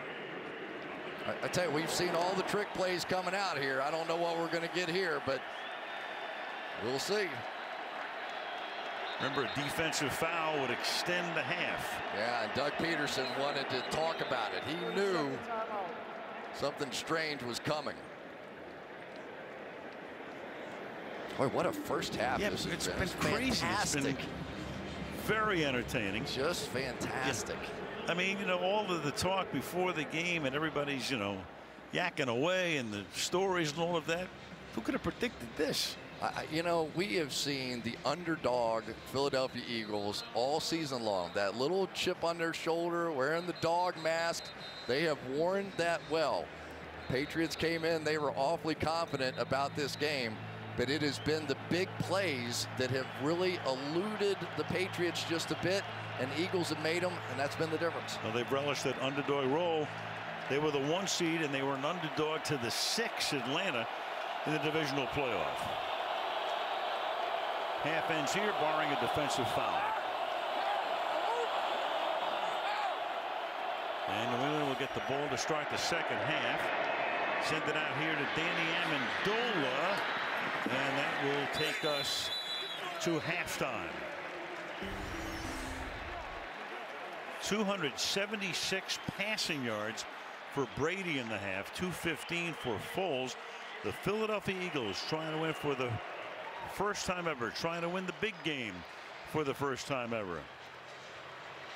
Belichick back to the locker room to begin to make his adjustments, which he makes all game long. And he's pretty good at halftime, too. I'll say. 28-3 last time around. They came back and won. 10-point deficit, nothing. Let's go to Michelle. All right, with Coach Doug Peterson, 4th and goal from the 1. You call a play that results in a touchdown pass to Foles. What inspired the decision to go for it with that call? Well, we had just gone all the way down the field, and I wasn't going to stop. I wasn't going to let our offense be stopped on the 1-yard line. It's a play we've been working the last couple of weeks, and our guys executed brilliantly. No lead is safe against Tom Brady. What's your message to your team at halftime? We got 30 minutes of football. We got to refuel, we got to recharge, and we got to play for another 30 minutes. They're too good on that side of the field. And the message is we got to play for another 30 minutes. Coach, thank you. Thank you. Al. All right, Michelle. Well, Sean McVay won the honor, but Doug Peterson, I'm sure, came close in the Coach of the Year balloting. Stay tuned. Music's biggest moment of the year, Pepsi Super Bowl 52 halftime show featuring Justin Timberlake. But next, Toyota halftime report with Dan, Tony, Rodney, and John Harbaugh.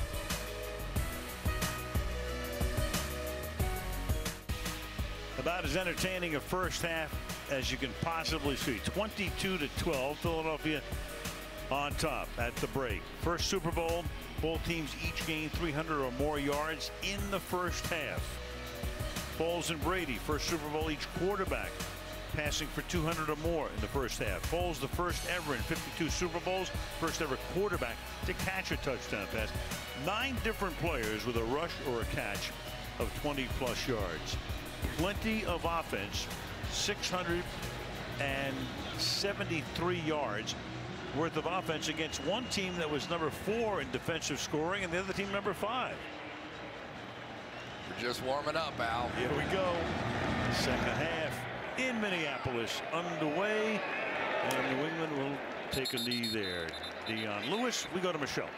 Well, I got a chance to speak with Bill Belichick, and I asked him why he did not start Malcolm Butler and why Butler's not playing on defense, and he said, I made the decisions that give us the best chance to win. And as far as trying to stop their run, he said, we got to do better in all phases. Al. All right. A little bit more semantic samba there, right, from Bill? What else is new? That was about what we expected. Of course. Thank you, Michelle. From the 25-yard line. Brady begins this drive. Tom, 12 of 23. Play action. Fires and errant. Intended for Gronkowski. Can't connect with him. Gronkowski tonight, 1 catch for 9 yards, period. Brady's missing these throws. This is wide open. Here's the seam against the single safety look. This is their bread and butter. This is Tom Brady and Rob Gronkowski. 25 throws out of 25. They're going to hit that. And we have seen tonight Tom Brady miss some of these throws. I don't know if his hand's an issue, but he has missed some throws tonight. Playing without that tape tonight. White is the back. Again, Cooks out of the game. Head injury. Lost in the first half. Brady stepping up. Avoids the pressure. Throws, and this time it is caught by Gronkowski. He gets free. First down. Graham with the tackle. 25 yards. Let's take a look at Rob Gronkowski in the first half. He's had plenty of opportunities and just not been able to come up with some of those trademark big plays. That last one thrown a bit behind. That was a back shoulder. But it has been this Eagles defense that has continued to make big plays. Take the inside handoff. Brady throws. goes, and that's Gronkowski. So back-to-back to him after that one catch in the first half. He scored 2 in a row. Graham makes the tackle, and that's good for 24. If at first you don't succeed, it's the exact same play. Exact same play. And if you think they're going to call Gronkowski on that little nudge, forget about it. 325 passing yards now for Brady. White slicing through over the left side to the 23-yard line. You know, it's so interesting. Doug Peterson probably looked at the scoreboard. See, it's like everybody's okay getting up. Probably looked at the scoreboard when he made that decision to go for it on 4th and 1 down there and said, with the way these guys start the second half, I'm going to be behind by the time I get the ball back. So he went for it. I still can't get over that. That was so bold. Gutsy, as gutsy a call as you'll see. But Doug's been doing that a good part of the season. 2nd down and 6. Brady, good protection again, and throws that one out of bounds, intended for Devlin, the fullback, incomplete. 3rd down and 6. That was nice on the outside there by Malcolm Jenkins. They've been setting that play up with James White flanked out wide. He's going to fake like he's going to go in for the pick. Jenkins did not fall for it. So far, the decision by Jim Schwartz to take Malcolm Jenkins out there on James White has been paying dividends. They've got Gronkowski split wide to the left on 3rd and 6. Brady firing in that direction, hits him, and Gronk gets it inside the 10, takes Graham with him, sets up a 1st down and goal. Yeah, and Brady saw the pressure that time and knew he was going to get the one-on-one coverage on the outside and took advantage. That was one of the few pressures we've seen so far out of the Philadelphia Eagles. Opening drive of the second half. This is the 7th play. Breaking the tackle, taking it down to the 5-yard line goes James White to make it 2nd down and goal.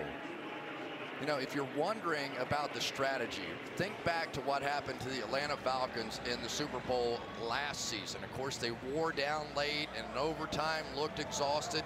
But this Philadelphia defense can go about 7 or 8 deep along that defensive line. Shouldn't happen to this bunch.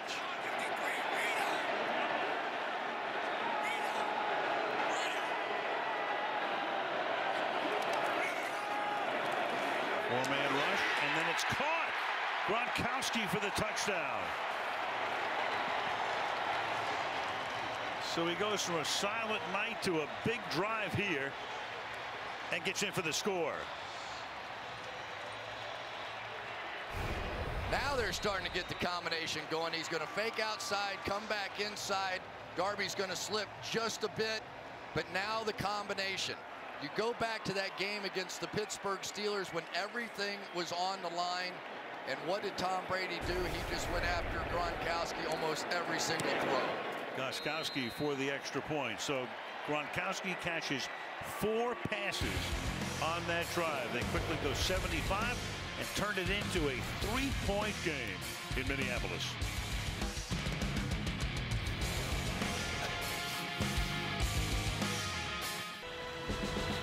Most championships by a player. Herb Adderley, 6 with the Packers and Cowboys. Fuzzy Thurston won 6 with the Colts and the Packers. Most Super Bowls won by a player. Brady with his 5. And then Haley with the 49ers and the Cowboys won 5. Tom trying to break that tie tonight.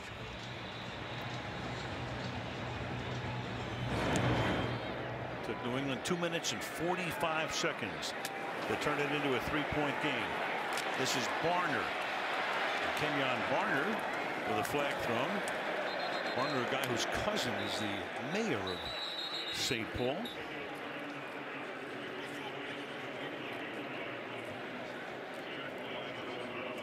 Gene Steratore. Only 1 penalty against New England tonight, 4 against Philadelphia. On the return, illegal block in the back. Return team number 54. 10-yard penalty, 1st down, Philadelphia. So far, the difference in this game has been the trick plays going to the quarterbacks. First of all, Tom Brady, a little short arm, couldn't quite get there, and then Nick Foles making the biggest play so far of this season. And so far in this game, we have seen more passes to quarterbacks than punts. We have only one punt in the game by Jones of the Eagles. This drive begins now with Blunt forcing his way through the middle for a gain of 3 up to the 18-yard line. It'll be 2nd down and 7. Yeah, and you really get the feeling that the difference in this game could still be the play of this offensive line. The Philadelphia Eagles had a great first half running the football, and those big guys up front are as good as they can be. I think arguably the best in football. No sacks in the game. Foles eyes downfield, fires, and it's dropped. Nelson Aguilar going into the kicking net, covered there by Harmon. Incomplete, making it 3rd down and 6. Boy, that was one of those take your breath away kind of throws right there out of Nick Foles. You think he's confident? Look at this tiny little window. There's people all over this throw. Should have had it.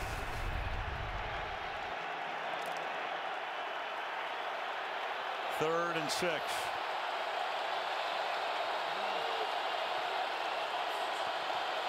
Clement comes into the backfield. They swing him out. Pass goes up to the 23-yard line. Aguilar breaks away and picks up the 1st down, and plenty more. Got away from Johnson Batamosi for a gain of 16 yards. And it did not look like he was going to pick it up. Batamosi right here is in perfect position. If he makes the tackle, they're off the field. He misses the tackle, game on. Big miss.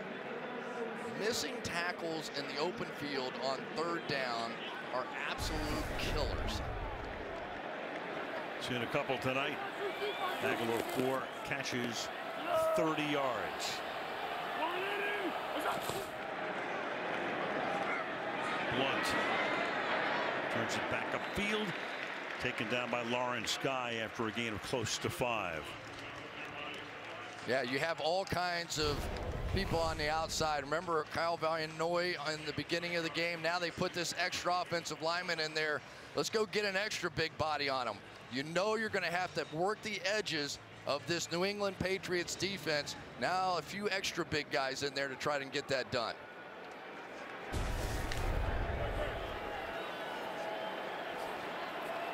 Blunt stays in. He and Ajayi have each carried 6 times tonight. Blunt again.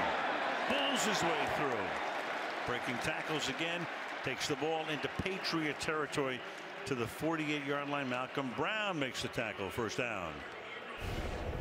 Got to be able to handle the nose tackle. Here it is. Jason Kelce going up against Malcolm Brown, their best along that defensive line.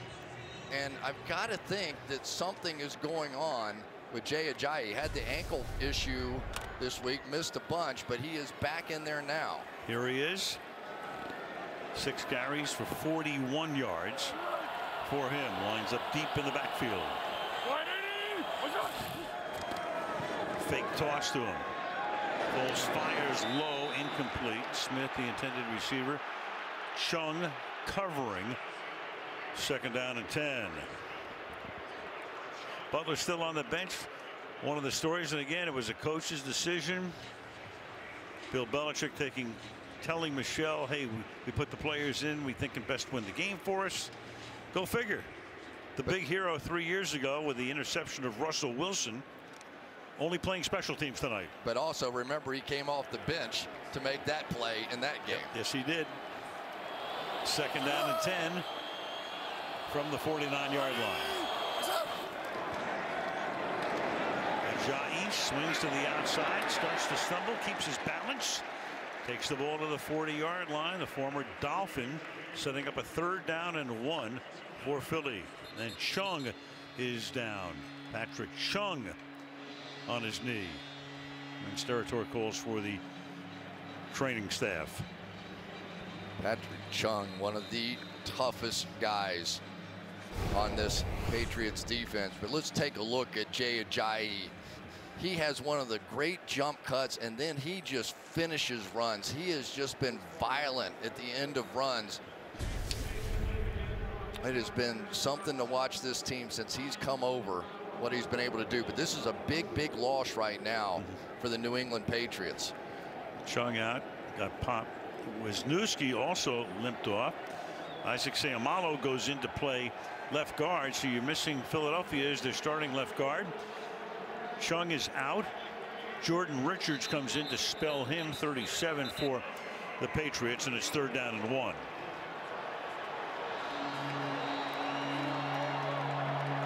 Seumalo's the extra lineman. Chance Warmack now comes in at left guard. And right now they have Stephon Gilmore, instead of playing his side, is now traveling everywhere with Alshon Jeffrey. 3rd and 1. Fake to Blunt. Foles fires down the sideline, caught, 1st down. Zach Ertz having a nice night, leading receiver on the team this year, gain of 14. He's caught 4 for 47. Play fake it, hit the swing. Doug Peterson is unbelievable. You know, every once in a while you see somebody for the first time in a big moment and you wonder, okay, he's been bold all year. Is he going to continue to play that way? If anything, Peterson's ramped it up a little bit more. Matt Patricia with that familiar red pullover. He's the coach of the Pistons within 48 hours. The Lions, of course. That would make news. That would make a lot of news. LeGarrette Blount to the 22-yard line. He'll get season tickets to the Pistons, I'm sure. Well, he's hoping to solve this thing because young Nick Foles, the story all week and the story since the injury to Carson Wentz is, could he hold up? Emotionally, could he play against Tom Brady? This has been some showing by him so far in this one. So Wentz on the sideline. He hopes to be back for the start of training camp after the knee injury. 2nd down and 6. Trips to the right. Foles dancing around and throws that one out of bounds. Trey Burton the nearest to it. 3rd and 6. Remember how, you know, morose the entire city of Philadelphia was. They won a huge game against the Rams, but they lose the guy who might have been the MVP. Nobody really knows what Foles can do. Played well the next week against the Giants. Not so well the next 2 games, but very well against Atlanta and terrific against Minnesota. He's played in 3 playoff games, this being his 4th, and he has been tremendous in all of them. Doesn't turn the ball over. Put the kiss of death on him. I think I'll shut up now.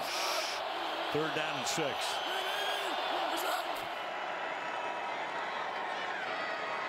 That line does a good job. The pass into the end zone, and it is Corey Clement. Yes, touchdown.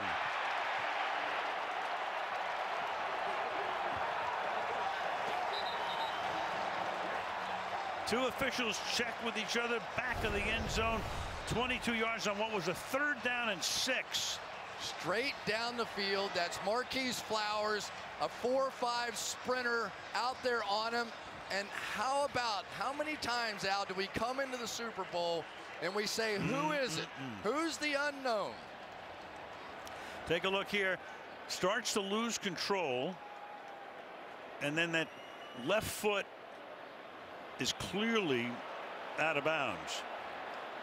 But did he get the left foot down first with control? Takes it through the ground. Ball begins to wobble a bit. The previous play will be reviewed. Can you say definitively this last step? That's out. It's out, definitely. Under review. Back after this. Wow.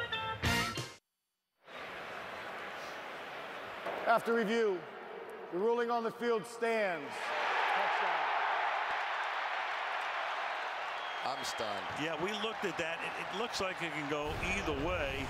He begins to lose control, but he's got to get that left foot down there. They contend that he has control here, pins it with his arm, starts to come out. Clearly the the left foot, the second time it came down, was out of bounds. I give up. Yeah, well, I don't know. I give up. If that ball is not loose in his arms when that last foot came down, I give up. I don't know the rules. Elliott for the extra point. So it stands on a 3rd and 6 play. 7:18 left in the third. 29-19 Eagles.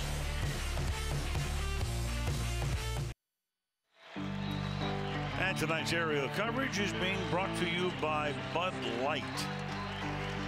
Super Bowl 52, Minneapolis, Minnesota.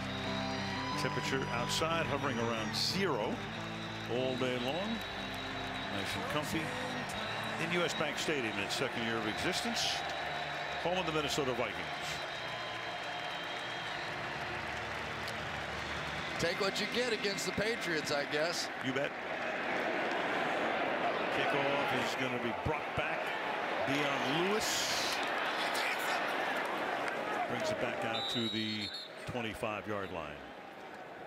Back we go to the catch once more, Chris. To me, here's the question. When does he gain control of the football? When does this start? Does he have control there? I would argue no. That foot steps out of bounds.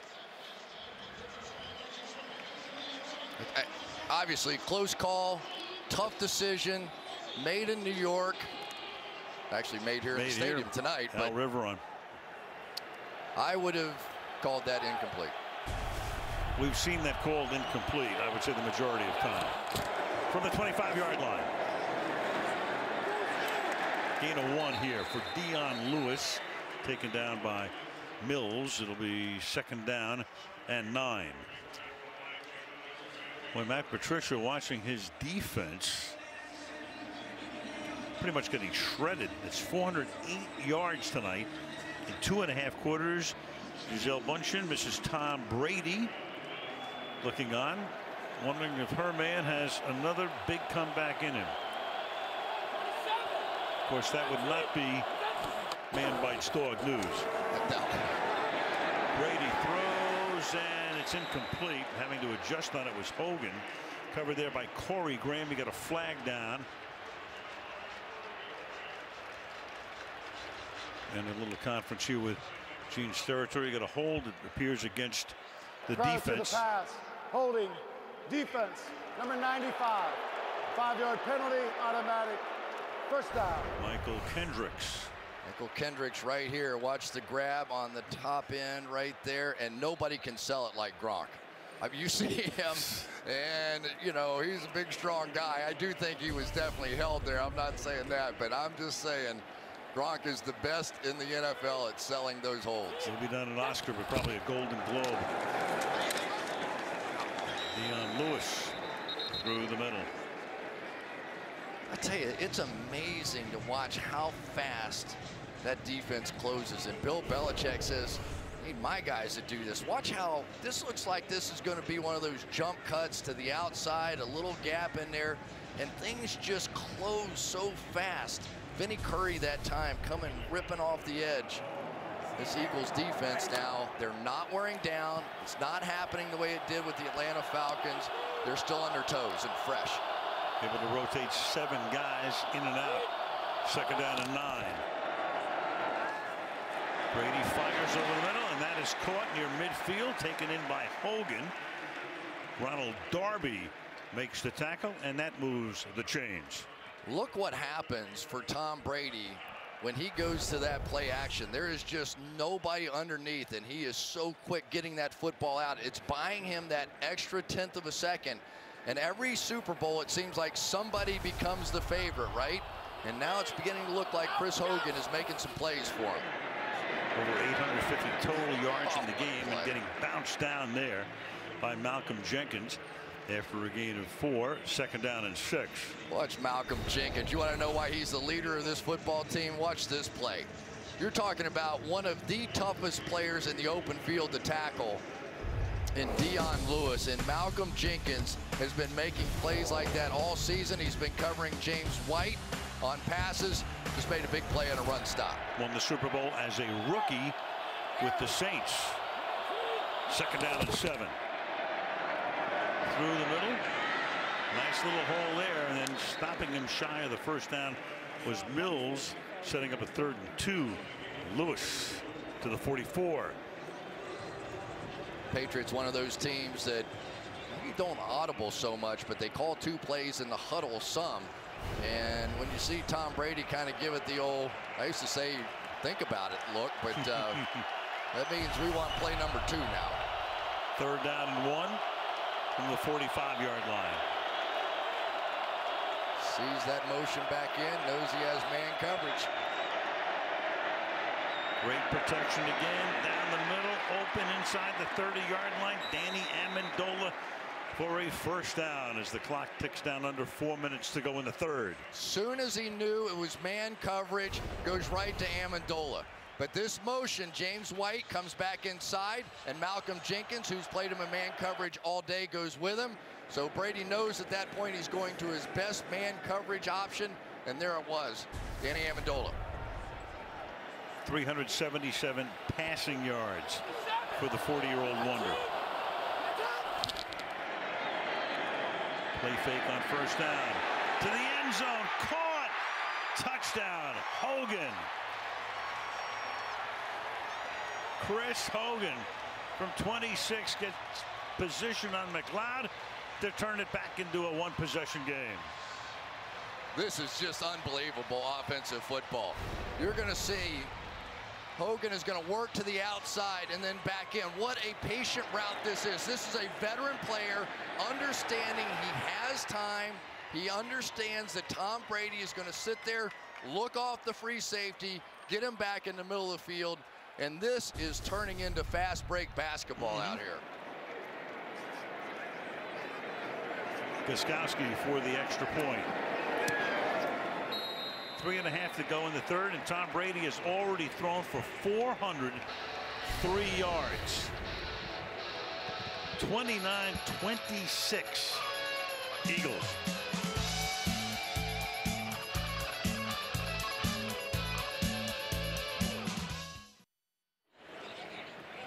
It's the Super Bowl, so of course you've got Gwen Stefani, Blake Shelton here tonight. A left and a right and a left and a right. Floyd Mayweather, Jimmy Fallon, Bradley Cooper, longtime Eagle fan, guest of Jeff Lurie. What a game we are seeing. 29-26 Philadelphia. And Gostkowski to kick it away. Yard deep down in the end zone for a touchback. 3:23 left in the 3rd in a 3-point game in Super Bowl 52. And they're going to snap it, and it's Trey Burton who throws, caught. Foles, touchdown. Wow. How do you figure? This play call has a chance to be remembered as one of the all-time greats. They win the game, and it will be 55 total points. Still have 18 minutes of regulation to play. Over 900 yards of total offense in the game. Chung and Wisniewski, both injured on the last series, are both back in the game. Jay Ajayi starts as the running back. Foles puts it in his stomach and throws to the sideline. Hauled in along the sideline by Aguilar. Perfect throw. Nice catch. 1st down. Gain of 24. This is another great adjustment here by Peterson, because you end up with, everybody thinks that RPO, those run pass options, that you're going to throw slants. So what have we seen tonight? Just the opposite. The Patriots line up a bit inside to take away those slants, and then Nick Foles goes to the other option, that fade from the inside position. Peterson and Reich have really come up with a great plan tonight. I'll tell you what, though, we have not heard much from Alshon Jeffrey since they made the move and put Stephon Gilmore on him. Caught 3 early on. Foles fires, caught over the middle. Torrey Smith gets free down the seam and takes the ball to the 33-yard line. Tackled there by Devin McCourty. 1st down. One more time, just that RPO action, and you can see that Nick Foles, since he started running this play about 2 games ago, as the playoffs started, his comfort level and his confidence has just shot through the roof. I don't think I'll ever get over what he did against the #1 Minnesota Vikings defense 2 weeks ago, and now he's doing it to the Patriots. Shredded them. 2 minutes to the end of the period. One to the outside. He'll get taken down there by big Malcolm Brown. Number 98 for a gain of 2. It'll be 2nd down and 8. Boy, Malcolm Brown is so good. What a great battle that is with he and Jason Kelce going at it inside in the middle. But Malcolm Brown has long been the centerpiece to me of this defensive line. He has the quickness. Kelce is quick, but he just fought through the inside gap there and made the play. And Wisniewski back in the game as well. At the 32, 2nd down and 8. Running back is Clement. End around. Aguilar tries to get the first down. Is very close. They'll give it to him at the 23-yard line. He's tackled there by Eric Rowe. Yeah, we had not seen much of Nelson Aguilar on these reverse plays during the course of the regular season. But since the last game of the regular season and into the playoffs, he has 3, 4, 5 of those plays now, and they have been picking up some big first downs.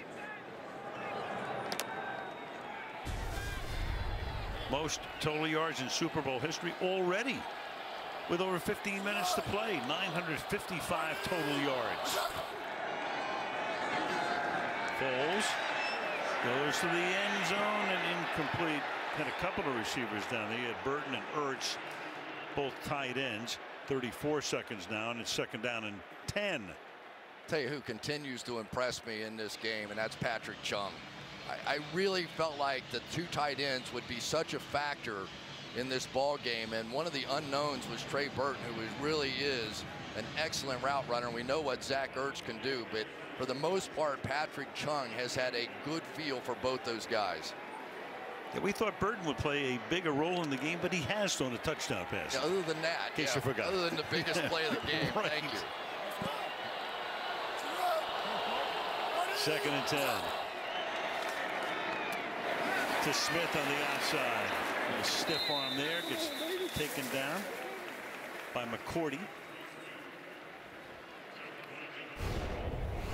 3rd down, back to the trick play now. Yeah, you know what made this so interesting was when they went to the direct snap on 4th and 1, I thought Clement was going to just run power off tackle or something, and then it was a circus after that. What a well-orchestrated play that Doug Peterson has so much guts to try that in that situation. That's right off the street. Waning seconds of the quarter. 3rd down and 3. And they're going to run it out. That's the end of the quarter. So we played 3 exciting quarters. Philadelphia 29, New England 26. Super Bowl 52 resumes after these messages from your local station. Live shots, 2 of the great sports cities in the country, Philadelphia and Boston. Al Michaels with Chris Collinsworth and Michelle Tafoya. Start the 4th quarter. Philadelphia Phil Basser, 99 years old. Eagle fan since they first started play in 1933. He said, I thought if I ever lived to 100, I would see this kind of up and down the field.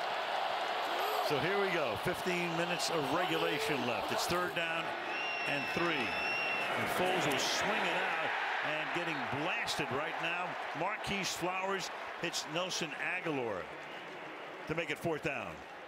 It's really a great job by Flowers because it looked like one of those motions, but he's going to stop and go back out, and then Flowers is going to come up and recognize what was going on. So let's just give him credit. His speed, able to get out and make that play. That's a loss of 8. Turns it into a 43, make it a 42-yard field goal attempt now. Jake Elliott, longest field goal made by a rookie. In the Super Bowl, he would break that here, and he does. Inside the right upright. So just a few seconds into the 4th with a flag now down. There's a flag down.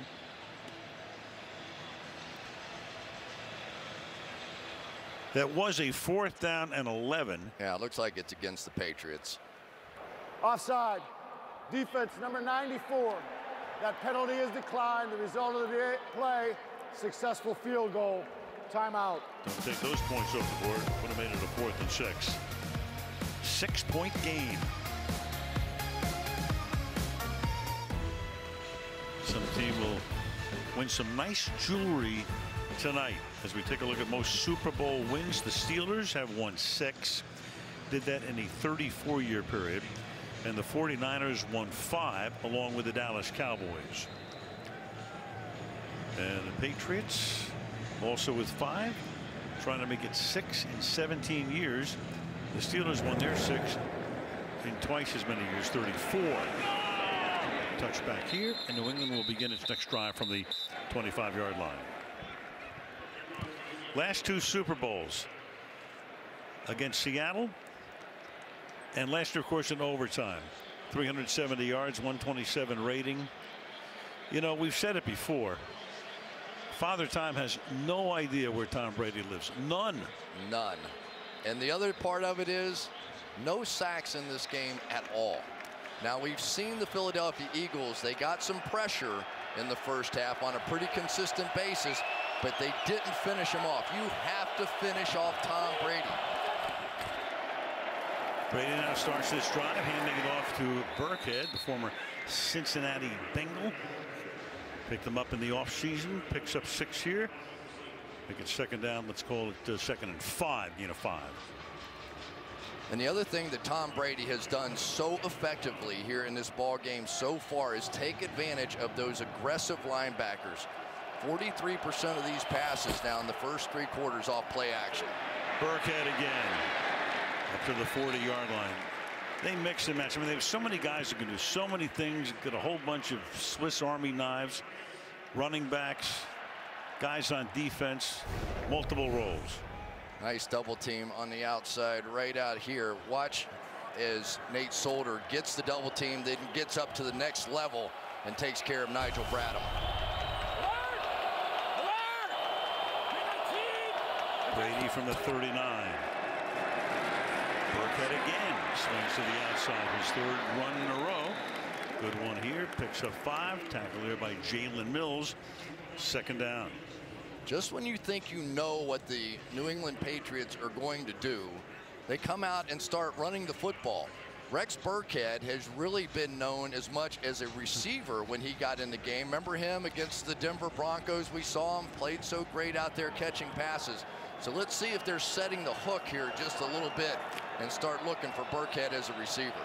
Those 3 runs on the last 3 plays, his only runs of the night. Keep him in with the fullback Devlin. Swing it out quickly to Hogan. Nice catch there. And a good tackle to stop him well short of the 1st down. Well, it's amazing what that field goal felt like in that last drive. It felt like a huge success for the New England Patriots. I mean, that's the way this game has been going. And now Jim Schwartz needs to return the favor on this 3rd down. He has not blitzed very much at all, and when he did, he got burned. I don't expect it here. 3 receivers set to the left. White is in the backfield. That's Amendola moving. And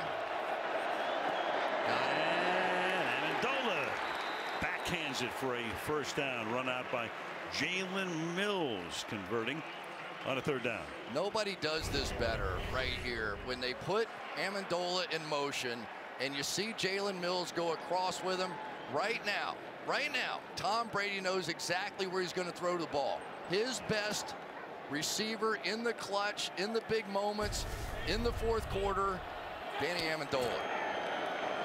Burkhead back in. Brady fires open at the 30-yard line. Amendola again. Danny Amendola, and the ball comes out, but the play was whistled dead. McLeod is there. Man, that offensive line, fabulous job. Yeah, no question. Look at how quickly Nate Solder got out there on Barnett. And that gave Tom Brady plenty of time. Even though there was some pressure, he just casually steps up. And now they're starting to do that play action pass against a single high safety where Amendola is going across the formation. And because the protection is there, Brady's winning the battle. He's barely been touched tonight. Swings it out here. Amendola again. That's going to set up a first down and goal.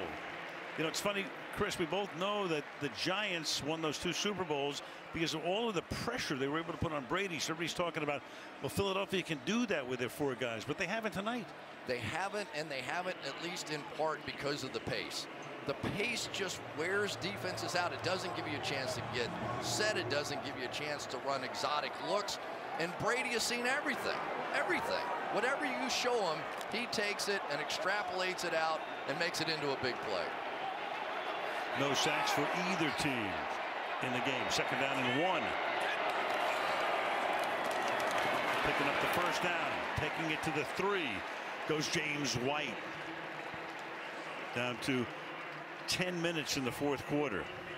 We saw it in the Super Bowl last year, but when Tom Brady can get a game into the 4th quarter, all those sacks, all those pressures, all those hits start to go away because the defense wears down a bit, and I think it's even happening to Philadelphia. I didn't think it would, but the interior pressure of these tremendous football players, Fletcher Cox, Brandon Graham, Tim Jernigan, all those guys in there, they've been non-factors against Brady.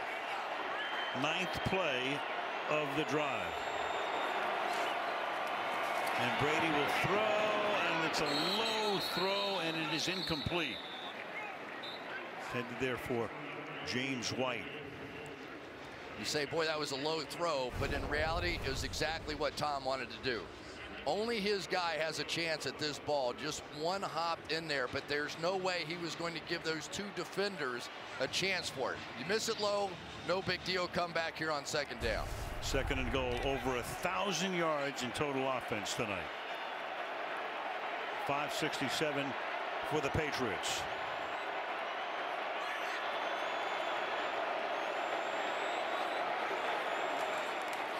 And Brady lost one for Gronkowski, reaching for it, touchdown. They look unstoppable right now. And New England has its first lead of the game. Gronkowski beats Darby for the touchdown. One more time, Al. Amendola goes across the formation. And what does that do? That signals man coverage. And you know you have Gronkowski with a tight split, being able to go to the fade route in the corner of the end zone against a much smaller cornerback and Ronald Darby. It's a chess game. And they will have their first lead of the game if they make the extra point. But tonight, you don't know. Yeah, and we've Plenty of drama. These kickers look a little unsteady on both of these logos in the middle of the field. Apparently, there were some issues for these kickers, and there were a lot of people out inspecting that area before the game, so we'll see. Yeah, there it is. The 52 logo. Boy, that can get into your head. So the extra point to give New England its first lead of the game. And puts it down. And the Patriots are on top. 33-32. Mrs. Brady happy. Rock with the spike. New England by 1.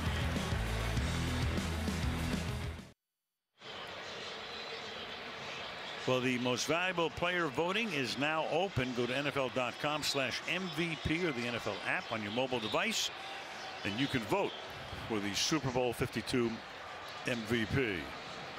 Have an idea who might be in front at the moment. Win or lose? Well, just at the moment. At the moment. 33-32. It normally goes to somebody on the winning side. A lot of football to be played. 9:22 left in regulation. That's the mantra. Do your job.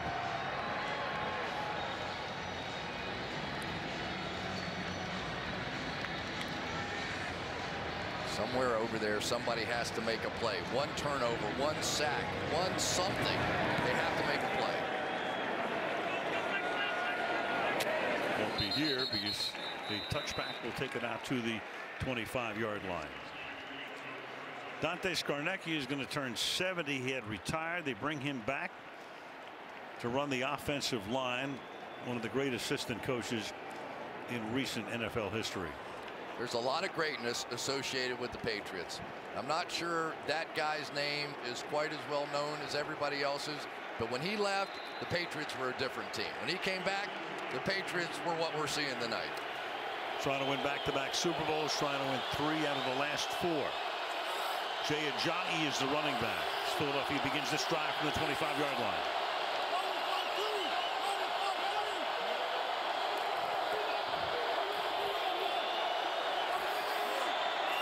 Play clock at 1. Ajayi bangs his way up to the 29-yard line. Gain of 4, 2nd down and 6. McCourty in on the tackle. Yeah, anytime you watch Doug Peterson's play calls, he takes advantage of 2 great athletes on this offensive line. Jason Kelce at center, Lane Johnson. You'll see those 2 guys pulling, misdirecting, leading the way on so many of these run plays. Tremendous athletes playing up front. Ajayi stays in, 2nd down and 6.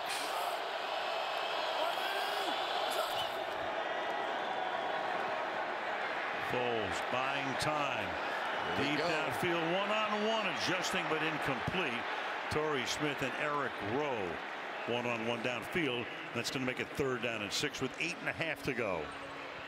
Well, James Harrison's a guy they're going to get the education from, but I have to say, Halapoulivaati Vaitai on the outside for the Philadelphia Eagles has grown as much in the last month as any player I have seen in a long, long time. Yes, Harrison got him a little bit there, but that young man right there has turned his game around. And he replaced the All-Pro Jason Peters when he went down with an injury at the midpoint of the season. 3rd and 6. And whistle before the snap.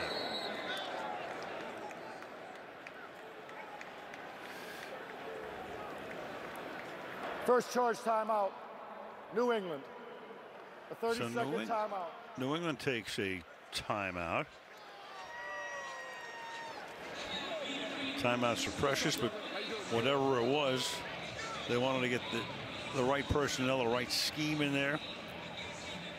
Take it now, 3rd down and 6 upcoming. Yeah, that's one that whatever reason they probably got stuck in man coverage and didn't like what they were looking at and didn't want to give this one up. They get off the field here the way that Tom Brady and this offense is going. You have to think the Eagles have problems. We haven't seen them stop them yet. No. 21 points for New England in the 2nd half. I'll tell you, Alshon Jeffrey needs a place. Stephon Gilmore has tied him up since he's made the move out there. They empty the backfield to go 4 by 1. Foles fires over the middle, and that is caught. Big 1st down. They all become big right now. Zach Ertz makes the catch. 1st down.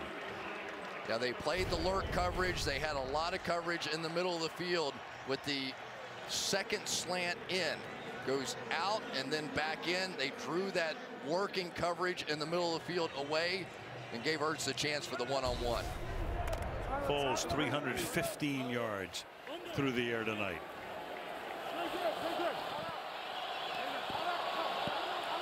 Blunt back in. Give it to Blunt. Not much. Up to about the 39-yard line. 2nd down and 8. Boy, you do not see LeGarrette Blunt go backwards like that very often. That was some play coming down the line. Wasn't sure exactly who it was, but for Matt Patricia, that now gives him a chance. Right down the line, and there we go. That's Lawrence Guy. The one guy we haven't heard a whole lot from tonight is Trey Flowers, and I would have said he, along with Malcolm Brown, were their 2 best along that front 7. Agreed. Talking about a guy with 2.5 sacks against Matt Ryan in last year's Super Bowl.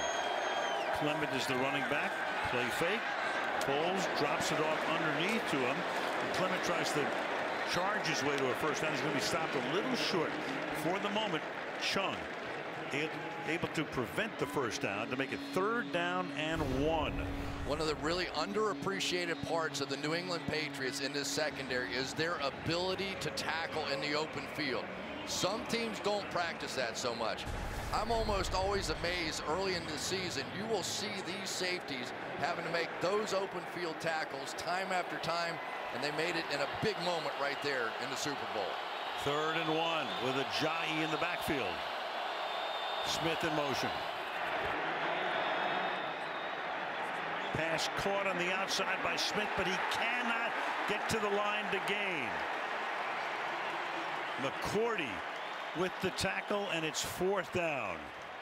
Big play there by James Harrison. They were in trouble. The veteran saw this thing coming across and got just enough of Torrey Smith here to give his coverage a chance to get across the field, and McCourty able to make the tackle. But that was all James Harrison. What a heads-up play, veteran play right there. For the moment, they're going to leave the offense on the field. Do you dare? Have to. Well, Doug Peterson, you got 5:48 ticking down. The ball is at the 45. It's 4th and 1. The play clock is down to 4. And they go for it. And Foles under pressure throws, caught just enough for the first down. Zach Ertz, forward progress, nets him the first with 5.5 to go. Nice big play inside. Those big tight ends working together on that one. 2 tight ends on the left, and Ertz coming around the other way. One of the most dependable pass catchers in the National Football League. Didn't drop a pass all season, and when they needed it most, he hangs on. 6 catches, 56 yards for him. Well, you have to start paying a little bit of attention to the clock now, too. Under 5 minutes to play. And a whistle here. Timeout, Philadelphia. And a timeout for the Eagles.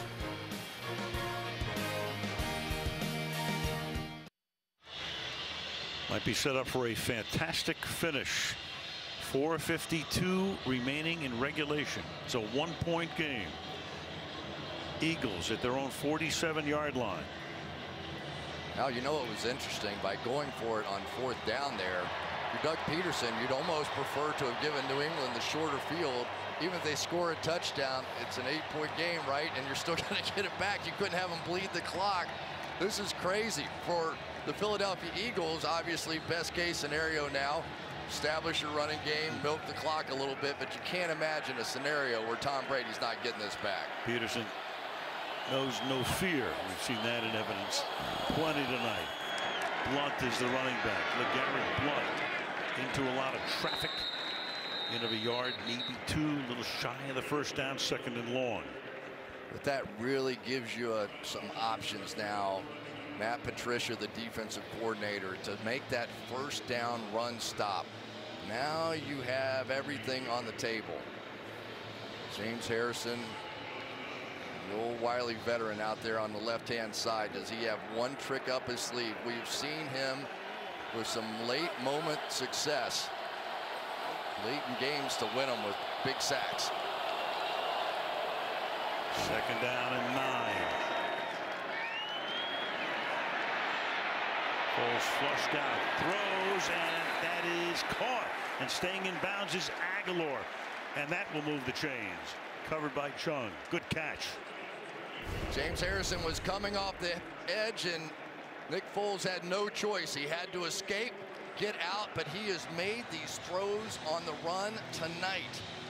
Harrison now starting to size up Vaitai with this bull rush. Just get ready. He's going to give him a changeup. He's going to grab that outside arm and bend it, and we'll see. I've seen this changeup before. From the 43.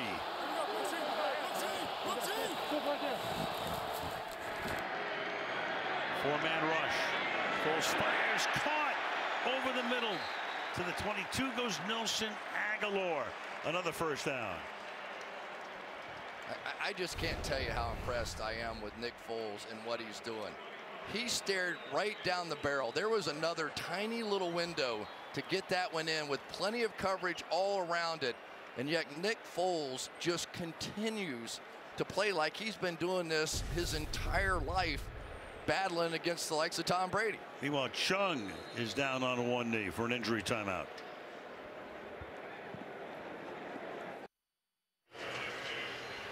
Torrey, Foles, and little Lily at 7 months old with the headset on, playing with one of the toys there. And there is Dad with 307. What a night he has had. 352 yards, 1,081 yards tonight so far, most in any NFL postseason game ever. Nick Foles, when asked questions about his wife and child this week, got choked up and couldn't finish the answer. Said, "She is my rock, my wife." Patrick Chung is out. Johnson Batamosi stays in. Harmon at safety now on first down. Aguilar chased out by Harmon. Chris, you know what's so great about this game is that the game has been terrific from start to finish. I mean, last year people say, well, great Super Bowl. Overtime, it was 28-3. The game has been relentless. Just relentless. I mean, as great as the halftime entertainment was, and it was fantastic, this game has been as good as Justin Timberlake. Start to finish. Only one punt all night. Very few penalties as well. That was a big force out of bounds right there, though. 2:37. Ball at the 14-yard line. Through the middle. Ajayi backing up. Gets the ball down to the 12-yard line.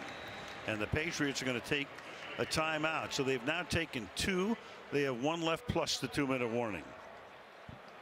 Which makes everything on the table here. Let's say that they go down inside and get inside for a first down. Boy, things start to get really interesting from there because of that lost timeout early in the half by the Patriots. But how much time do you really need for Brady to work his magic again? Anyway, first things first, 2nd down and 7 with the ball now at the 11-yard line. Depends on when the first down happens. Yep. Clement in the backfield. Big night for him, 100 receiving yards. Fake it to him, throw to the end zone, and it's incomplete. A little pushing and shoving there with Alshon Jeffrey, the intended receiver. Covered by Gilmore. Collins' roommate, 3rd down and 7. This has been the story right there. Gilmore has been fantastic. They did not start the game with Gilmore following Jeffrey. He made a few big plays, made the touchdown. They've switched back, and he is taking over the game on the outside. Huge play here. Of course, they can take the lead with a field goal. If they get a touchdown, almost certainly go for 2 to try and make it a 7-point game. First things first. 3rd down and 7 from the 12. Zach Ertz out wide, one-on-one. Clement flares out to the right, caught over the middle and into the end zone. Zach Ertz for the touchdown. And again, all you can think back to now is the Jesse James play with Pittsburgh. Does he complete the process? I don't know. That ball comes loose. He does catch it. But at what point is it loose on the ground? Gets inside McCourty, who stumbles. Ball pops out. I'm not even taking a guess. No. It as he was rolling over, it looked like that's when the ball came out. Does he control it when it gets off the ground? There is. Does the ball actually make contact with the ground? He has control of it here. Ball pops out. Al Riveron is the head of officiating.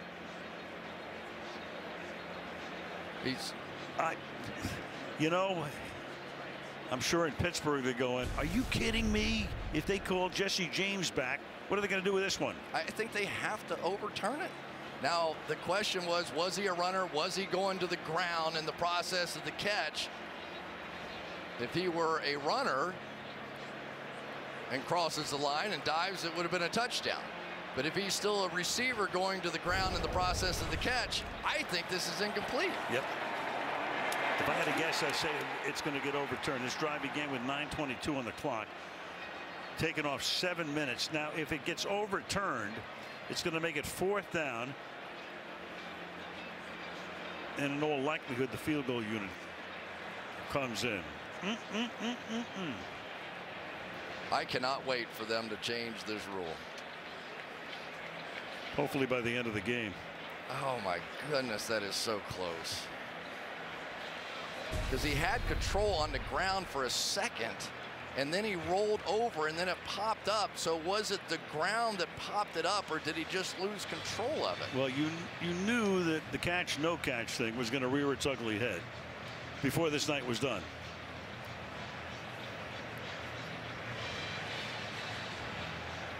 The question in my mind was he going to the ground in the part of the catch? If they rule him a runner, it stays as a touchdown. The whole thing is do you rule him a runner at this point? Move, but they call him a runner. He breaks the plane as a runner. If it stays, that's going to be the reason. I think he was running and diving for the end zone, but what constitutes going to the ground? It's always close. It's subjective. But it's always, if you're a runner, it's one thing. If you receive it, it's another thing. If they rule that he was a runner, it's going to stand. After review, the receiver possesses the football, becomes a runner, breaks the plane of the goal line. The ruling is confirmed. It is a touchdown. They have to go for 2. Julie Ertz, soccer star, just watched her husband get into the end zone. Here we go. Well, we know what their first 2-point conversion play was. It was the reverse. They scored the touchdown on the pass to Foles. You know they have at least 3 in their hip pocket. We're going to see number 2 right here.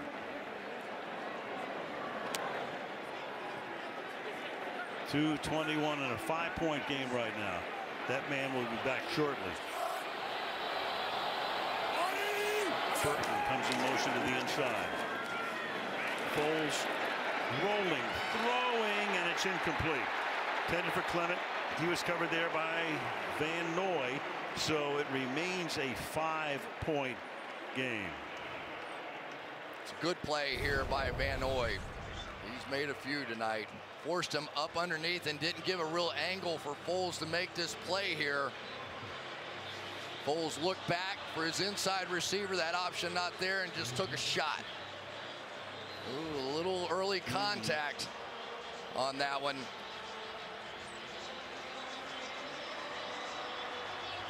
Was he a runner?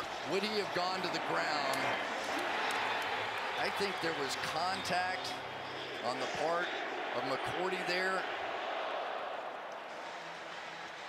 In the process of that play, if McCourty wasn't there, would Ertz have been going to the ground? That's a hard call. Very.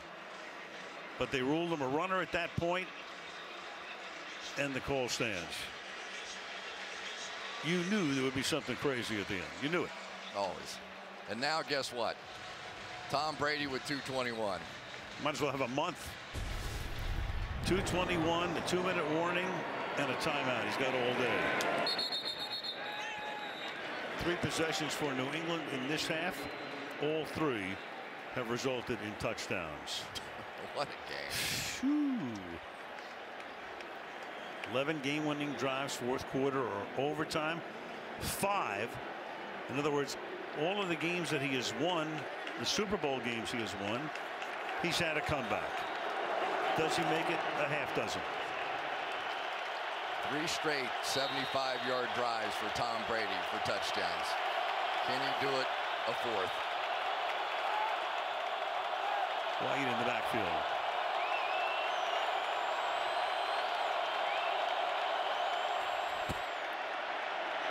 Starts with a pass to the outside. Gronkowski, and he will step out of bounds. Bradham stops the clock. Brady and Gronkowski, after Gronk had only one catch for 9 yards in the first half.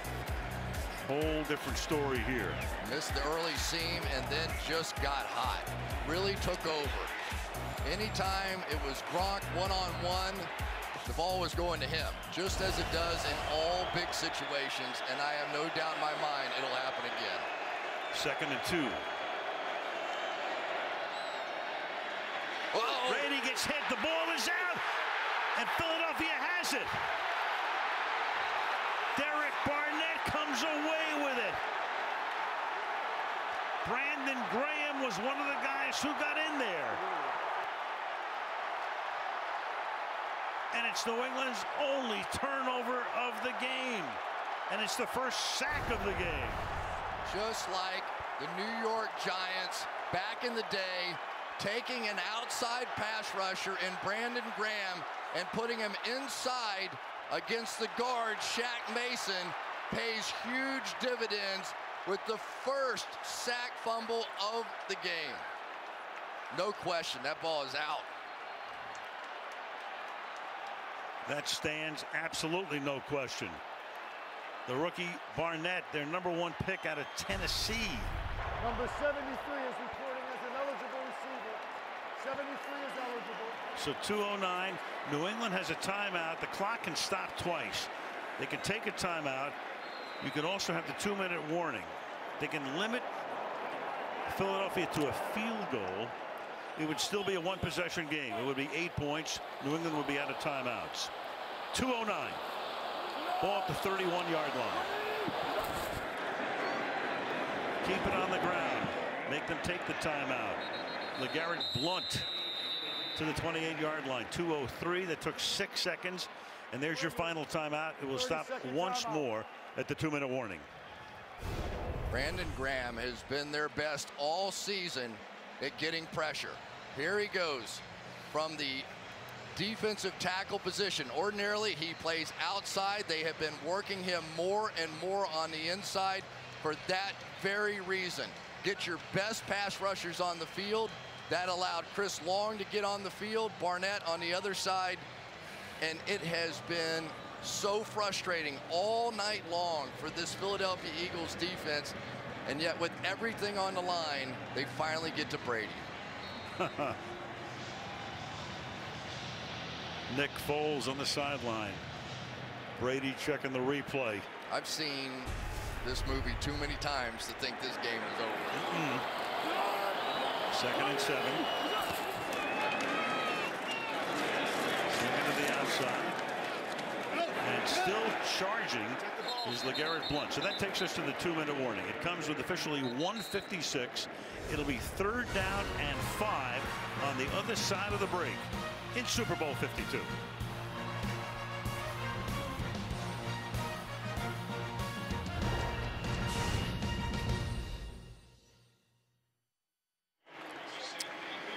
One Michigan Wolverine on the left, the other on the right.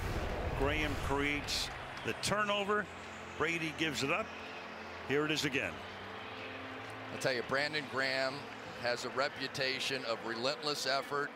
And Jeffrey Lurie said, yeah, we're playing the Patriots. This is not over. Yeah, he was in the movie business. You're right. He's seen this movie before, too. Now, do you have the guts to throw it one more time, or you're just taking that clock? 3rd down and 5. See what Peterson calls here. Keep it on the ground, give it to Blount, and stuff him at the 28-yard line. So that's Butler. Now they can take the clock all the way down to a little over a minute and try to make it an 8-point game with a field goal attempt. Yeah, with a field goal with a rookie kicker and Jake Elliott, you miss it. You're going to place the ball out around the 35-yard line, something like that, and turn it over to Brady with a chance to win. How much pressure could be on this kick for Jake Elliott? Well, this rookie kicker in his 2nd game as an Eagle kicked a 61-yarder at the gun to beat the Giants back in week 3. So Peterson says take the clock all the way down and take the timeout right here with 70 seconds. 30 timeout. There it is, the Lombardi Trophy.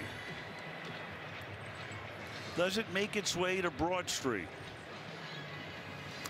the main drag in Philadelphia? They have had some parties for championships there, but I've been around Philadelphia football fans. This might be the biggest one of all. They bring this thing home. This is the capper. I mean, the Phillies and the Flyers and the 76ers have all had big time parades. This would be the capper. You can assume nothing here. The snap, the hold, you know whatever rush the Patriots have, you're going to see it right here. 46-yard attempt. Lovato to snap it. Donnie Jones to hold it. It is good. Big time.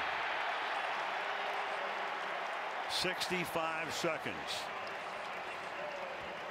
So Brady has to get it all the way down the field and then a 2-point conversion.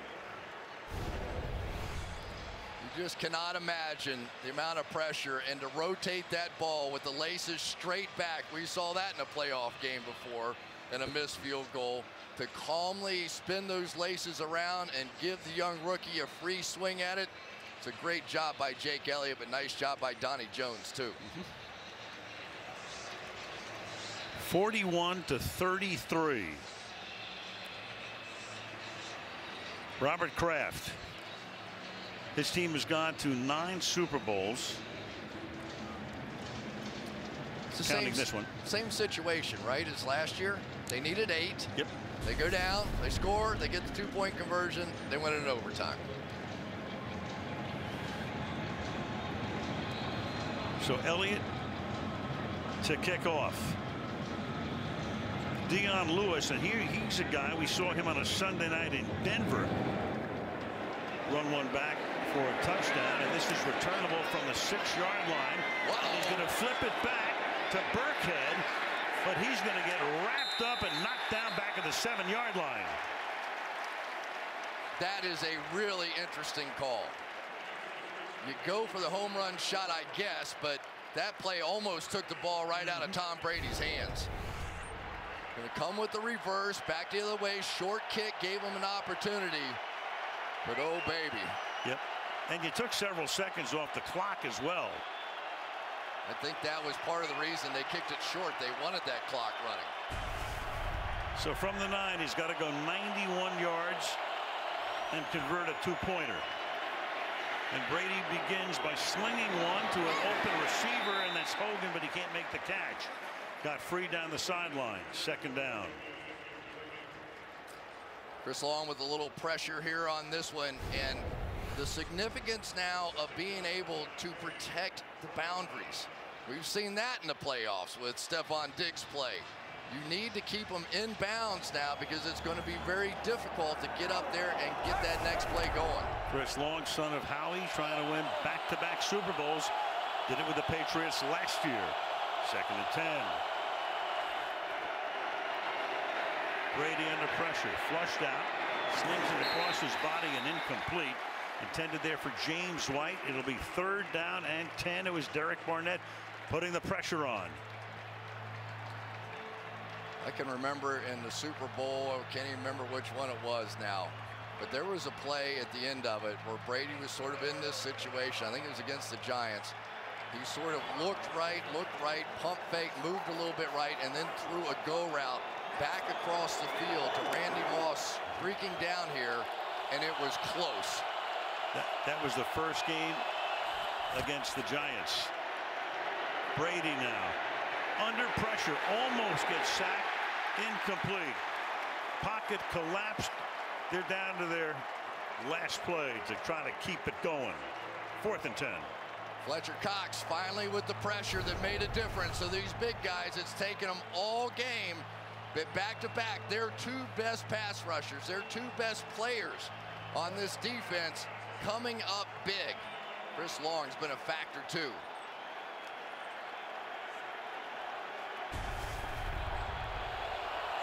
This is it for New England. 4th and 10 from the 9. Brady fires, and that'll keep it going. Amendola up at the 20-yard line, but the clock keeps on ticking. What a catch. Yeah, tremendous. Now Brady's got to get up there, clock it here. 26 seconds now, and still 78 yards away. Well, you desperately need something to at least give you Hail Mary position. And I'm sure that Josh McDaniels has to be thinking, what do we have to do to win this football game? We've been going up and down the field. But here it is. You need something around the 50-yard line to just have a few shots into the end zone.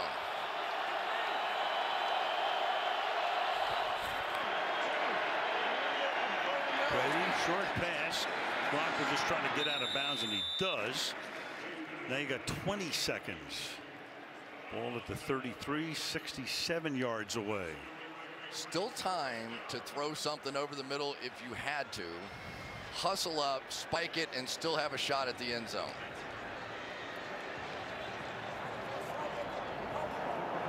And that would go down in history, let me tell you. Yeah.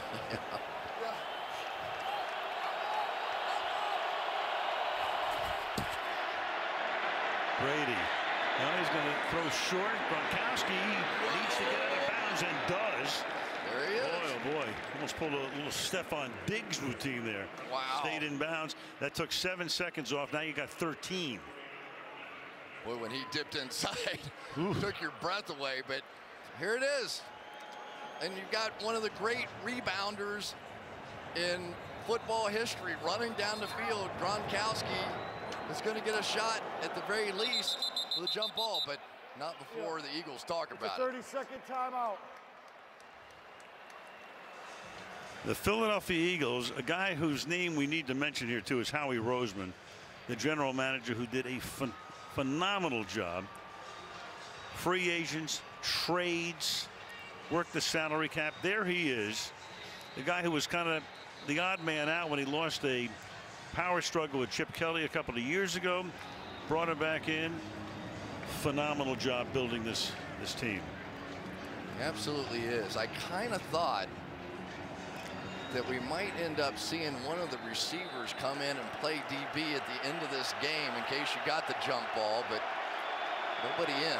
Now they got 3 DBs back at the 20. Brady fires and it's almost picked off. That took 4 seconds. That's Darby, intended for Philip Dorsett. And you've got 9 seconds. I would rather have 2 shots in the end zone here than that 9 yards. And then you pray for, if not a completion, at least maybe you get a defensive pass interference call. There is nobody anywhere close to as tall as Rob Gronkowski. I would jam him at the line of scrimmage. I would not let him run freely off this ball. Brady under pressure, escapes the sack, launching one for the end zone. It's a jump ball and it's incomplete. And Gronk was there.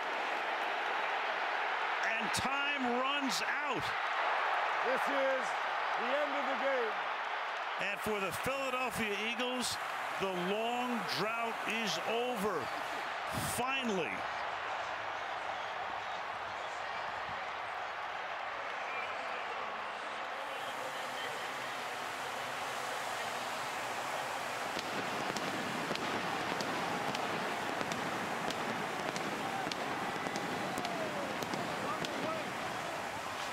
Last championship, 1960, pre-Super Bowl era. And the Philly fans, the dream has finally come true. Lombardi Trophy going to Philadelphia. For Tom Brady, a Super Bowl loss, just a phenomenal game. There were a lot of unbelievable plays in this game. But for my money, it came back to the call by Doug Peterson on 4th and 1 on the goal line. He was relentless with his play calling. He never gave an inch. But this came very close. They do not jam Gronkowski off the ball, and he is going to get a shot. This is similar to what happened in the Giants-Patriots second Super Bowl. When Gronkowski was in the end zone, the ball is up for grabs. It was that last bounce of the ball. One of the Eagles deflected it back up into the air, and it looked like the Patriots had a shot, but they just couldn't get anybody to the ball. Another game, another Super Bowl game that ends on the last play. Go to Michelle. Well, I'm with Brandon Graham. Brandon, there had been no sacks in this game, but when Tom Brady got the ball back with just under 2.5 minutes, and maybe when it mattered most, you got there. How did you do it? Just kept going. You know, we said we needed to play. If we got one more opportunity, we was gonna give everything we got. And I just so happened to get there. And you know, I'm just thankful because we got a team that's resilient. You know, we gonna stick around for a long time because we world champs, baby. And it feels so good. I saw the emotions on your face when I walked up. The first Lombardi trophy for the city of Philadelphia and for the Eagles. Your daughter, Abigail Emerson, turned 2 today. Yes. Your wife's birthday is tomorrow. What do you think that reunion with your girls is going to be like? Hey, I guess that's one gift that I don't have to get because I had to play hard for this one. But, you know, I'm just happy because we are world champs and we worked our butt off, and everybody that doubted us, we world champs, baby, and that's all I got to say. Congratulations, Brandon. Thank you. Al. All right, Michelle. Man, oh man. Underdogs in all 3 postseason games. Beat Atlanta. Destroy Minnesota. Rout them. And tonight come away with a 41-33 win. That's Philadelphia on the last play of the game at Xfinity Live. And they will get ready for a parade. For Bill Belichick, a Super Bowl loss. 5 wins, 3 defeats. Nick Foles, Saint Nick is what they were calling him. What a story for Jeff Lurie, who's owned this team since the mid-90s. It finally comes true, and there are the Krafts, Robert and Jonathan, watching the last play of the game. What tension, what emotion, what a game. Presentation of the Lombardi Trophy and the Super Bowl 52 MVP when we come back.